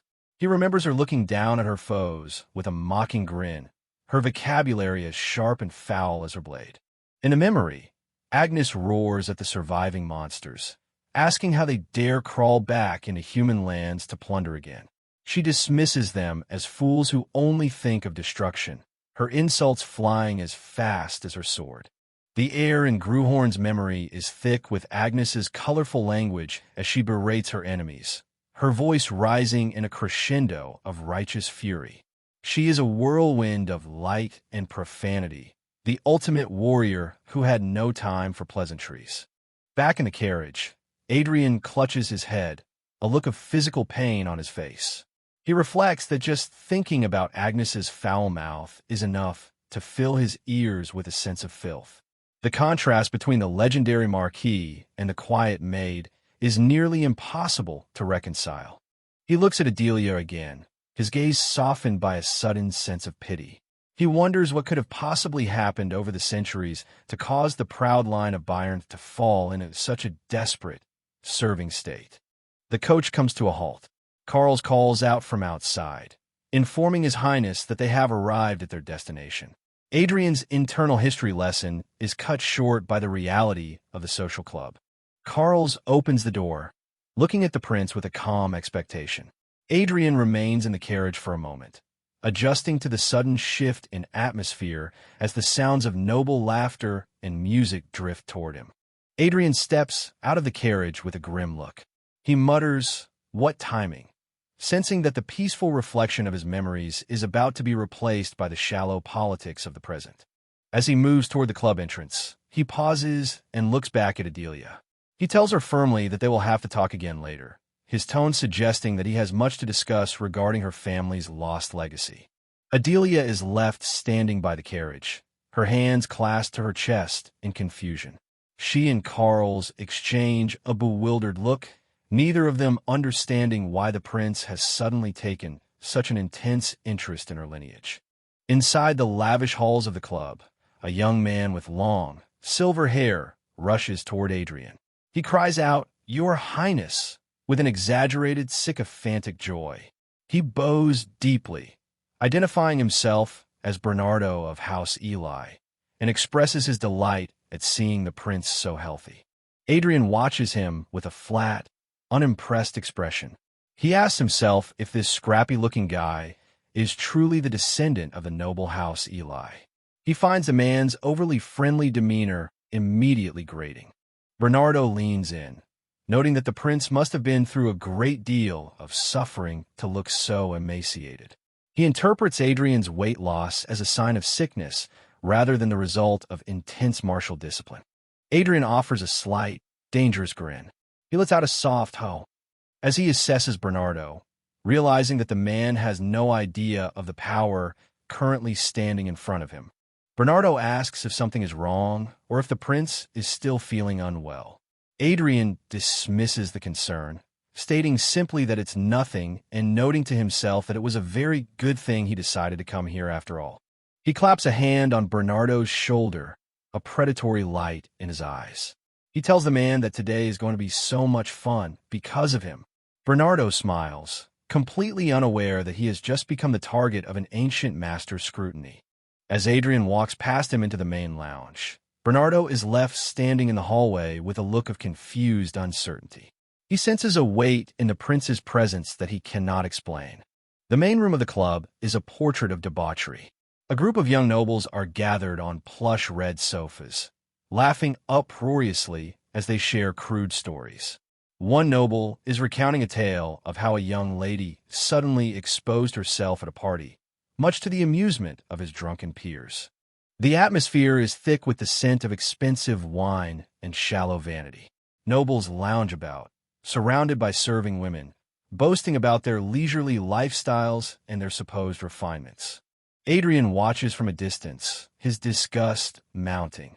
He reflects on how strange the situation is, noting that normally the old Adrian would have been right in the middle of this mess, completely drunk and groping everyone in sight. He stands apart, swirling a glass of wine with a detached, cold intensity. He notes that the atmosphere in the room feels completely different now that he is viewing it through the eyes of a warrior. A noble with a flushed, drunken face approaches the prince. He slumps onto the sofa nearby and mentions that he has heard rumors of Adrian's recent duels. Specifically, he brings up the prince's victory over the flower of the Iron Lion Castle, Arwen Kurgan. Adrian remains silent, staring at the man with a look of icy indifference. The noble, oblivious to the danger, continues to talk, assuming the prince shares his same base motivations. The noble laments that he is a step late, admitting that he had his own sights set on Arwen for a long time. He boasts that if he had known she was available for challenges, he would have had her pledging herself to him first. The man's talk turns truly vile as he remarks on Arwen's beauty. He sneers that even seeing her in armor was enough to take his breath away, and he begins to make lewd comments about what might lie beneath her silver plates. Adrian speaks up, his voice low and cutting through the room's noise. He asks the noble if he happens to have any sisters. The man looks confused, blinking through his drunken haze as he asks for the prince to repeat the question. The noble confirms that he does indeed have a younger sister. Adrian lets out a long, satisfied sigh and mutters, "What a relief," as he sets his wine glass down on the table. Without another word, Adrian lunges forward. He delivers a brutal, blindingly fast punch directly into the noble's face. The impact is thunderous, sending a spray of blood and teeth across the expensive carpet as the man is lifted off his feet. The room erupts in screams of panic as the noble crashes to the floor, surrounded by shattered glass. The other guests are frozen in a state of absolute shock, unable to believe that the prince has just committed an act of such raw, unprovoked violence. Bernardo looks on with a pale, trembling face. Adrian turns to him, a cold and satisfied smirk on his lips. He remarks that it is a relief the man's family line won't die out, implying that the noble himself is about to be rendered obsolete. Adrian steps onto the fallen man's chest, his boot grinding into the fine silk of the noble's tunic. He looks down at the whimpering lout with a gaze that holds no mercy. The ancient soul of Gruhorn has no patience for those who insult true warriors. The prince declares with absolute authority that from this point forward, the man's younger sister will be the sole successor to their family name. He stands in the middle of the chaotic room, a king delivering judgment in a playground of fools. The violence is sudden and rhythmic. Adrian's fist connects with the noble's jaw, a strike fueled by centuries of martial wisdom. The man is caught in a whirlwind of blows, his face a mask of shock and pain as the prince methodically deconstructs him. Every hit is a statement, a physical rebuttal to years of being treated as a royal failure. Around the room, the other guests are frozen in a state of paralysis. Women clutch their chests, their eyes wide with a horrific dawning realization that the good-for-nothing prince has become something predatory. Bernardo of House Eli watches from the sidelines, his own features pale as he witnesses the raw, controlled fury of man he thought he knew. Adrian's hand seizes the noble's expensive silk tunic, bunching the fabric in a white-knuckled grip. He hauls the man upward, forcing him to look into eyes that burn with a cold, sapphire intensity. The physical gap between them is gone. Adrian looms over the other man like a monument of iron. The noble stammers a desperate, "Why?" his voice trembling as he asks why His Highness is doing this. Adrian doesn't flinch. He prepares another strike, his expression set in stone as he ignores the man's pathetic pleas for mercy. Adrian leans in close, his voice a low, lethal vibration. He informs the man that while he could endure being thought of as a loser, he will never again tolerate being treated like one. The realization that the prince has finally woken up and begun to reclaim his dignity is a terrifying weight for everyone in the room. The rest of the crowd remains in a state of stunned disbelief. They look between the bleeding noble and the statuesque prince, unable to process the words he has just spoken. To them, the transformation is a glitch in the world they understood. The prince declares that because of the noble's disrespect, he deserves to be beaten even more. He delivers a final, thunderous punch that echoes through the lavish hall. The impact is so severe that it sends the man spinning through the air, his cry of pain cut short as he hits the ground. Adrian stands alone in the center of the room, his breath steady, his posture radiating a quiet, absolute authority. The noble lies broken and unconscious at his feet, a visual testament to the end of the old era. The silence in the club is now a weapon of its own.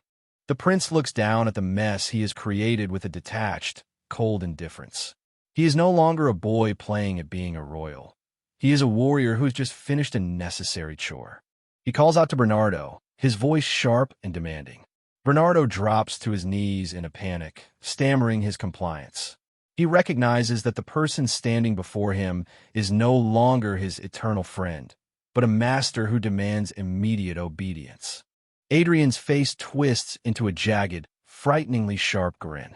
He reminds Bernardo of his earlier promise that today was going to be a fun day. There is a manic energy in his eyes, a glimpse of the spirit of Gruhorn enjoying the first true exercise of power in this new life. Bernardo is left trembling, looking up at the prince as if he were a monster. He wonders to himself what kind of maniac Adrian has become, unable to reconcile this lethal version of his brother with the glutton he once ridiculed. Adrian towers over the room and gives a command that shatters the last remnants of the club's social order. He tells Bernardo to go and summon the royal knights immediately, transforming a simple brawl into a formal state matter. Bernardo scrambles to his feet, his desperation visible in every movement.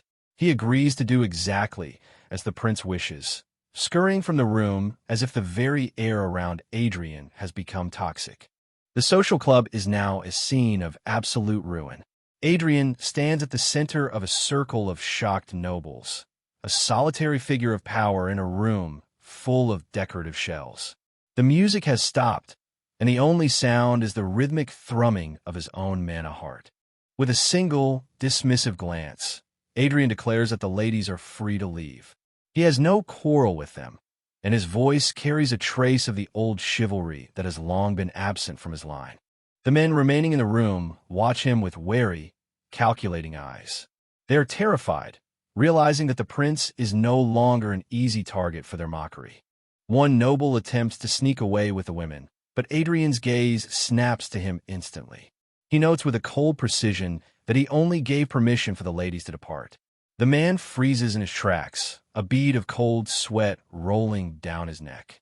Adrian offers a terrifyingly smooth smile.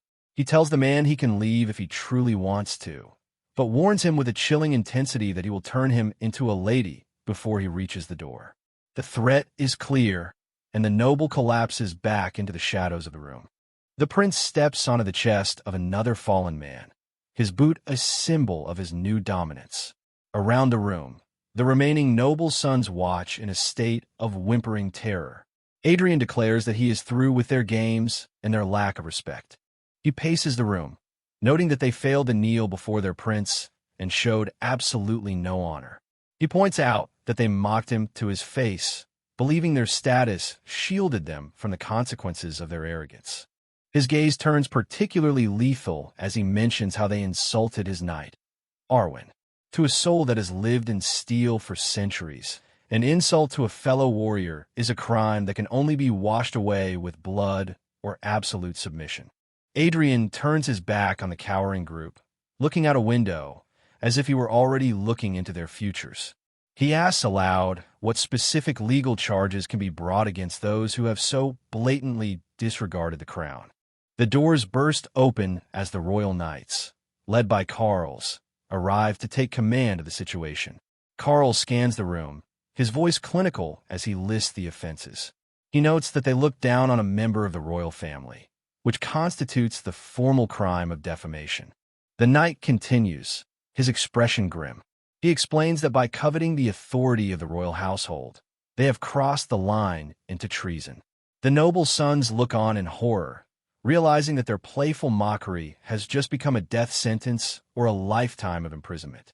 Carl turns to Adrian and asks for the final command. He stands ready to act, asking His Highness specifically whom he should bring to their knees in this room of traitors. Adrian's face is bathed in a shadow that makes his blue eyes glow with an unnatural light. He offers a slow, satisfied grin and delivers a final, absolute verdict. All of them. The narrative shifts to the throne room, where much higher power is currently being challenged. The king stares down from his high seat, his voice booming with a mixture of disbelief and fury. He notes that Adrian did this almost the very second his confinement was lifted. The king lists the catastrophe. 14 noble sons are now in prison because of his actions.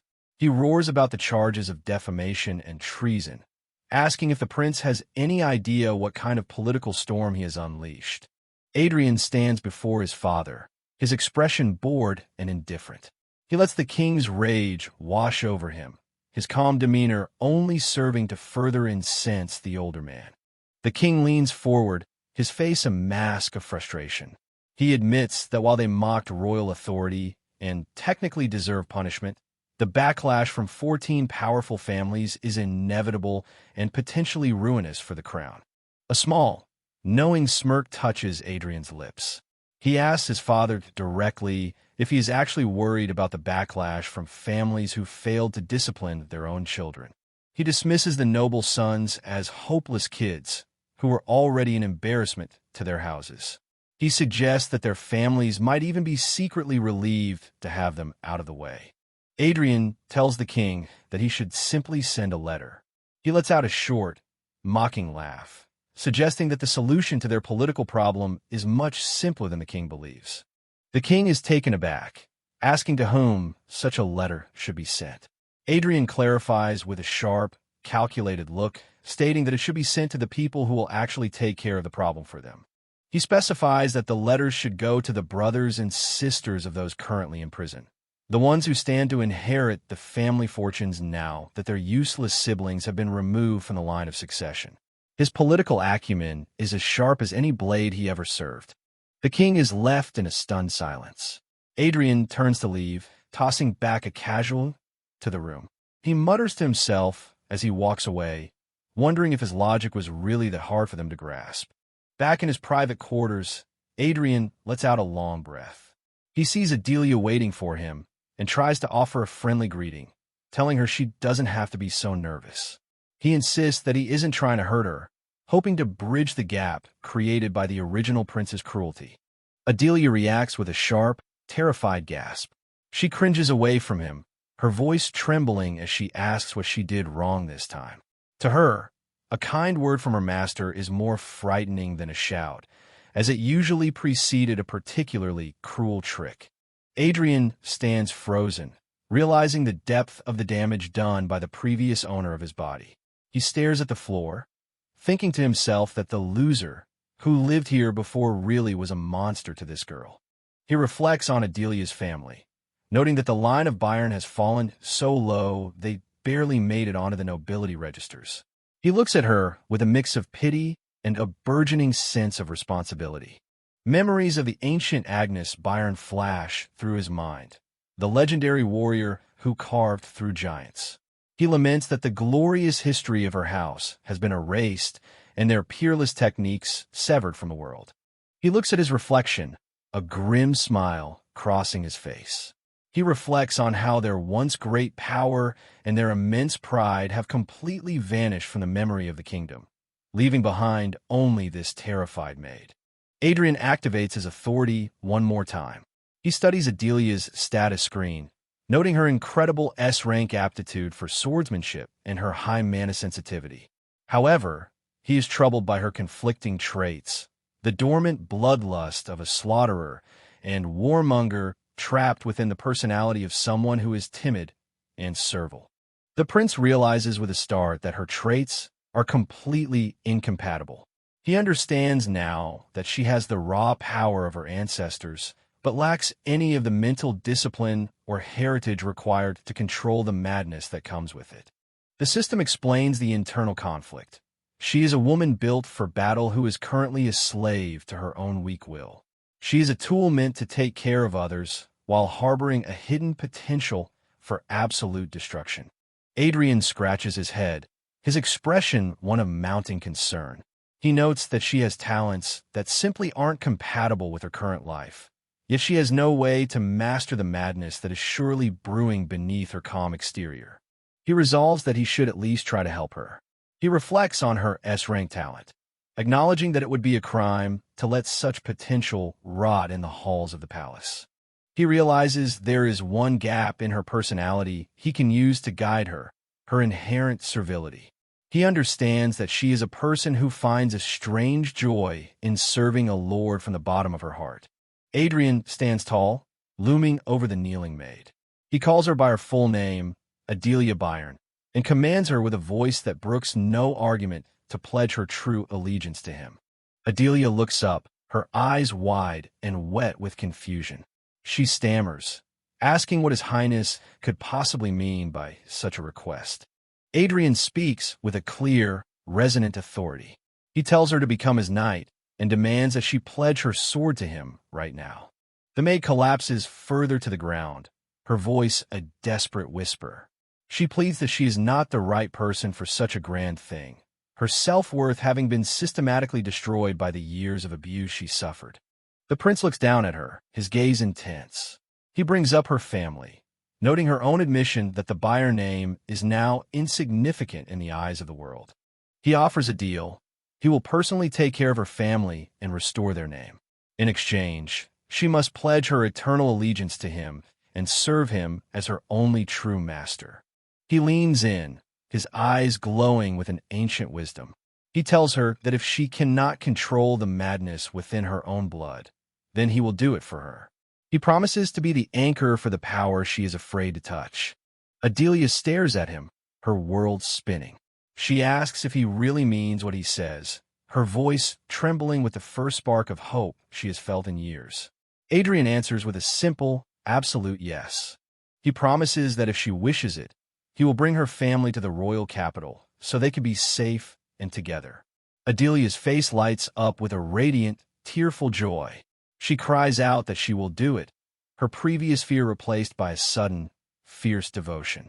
With a sharp, determined movement, Adelia bows her head until it touches the floor. She identifies herself formally as the eldest daughter of Bayern and swears her life and her sword to Adrian Leonberger. She declares that she will serve and support him for the rest of her days. Adrian watches her, his expression unreadable, the weight of a new and dangerous ally now resting on his shoulders. He reaches out, placing a hand gently on her head. He tells her that he wants absolute compliance from her, and she answers with a soft, dedicated as you wish. As Adelia looks up with a blush of dawning purpose, Adrian's expression turns somber and reflective. He looks at his own hand, then back at the girl, thinking to himself that he truly hopes he has made the right choice in awakening the monster in the maid.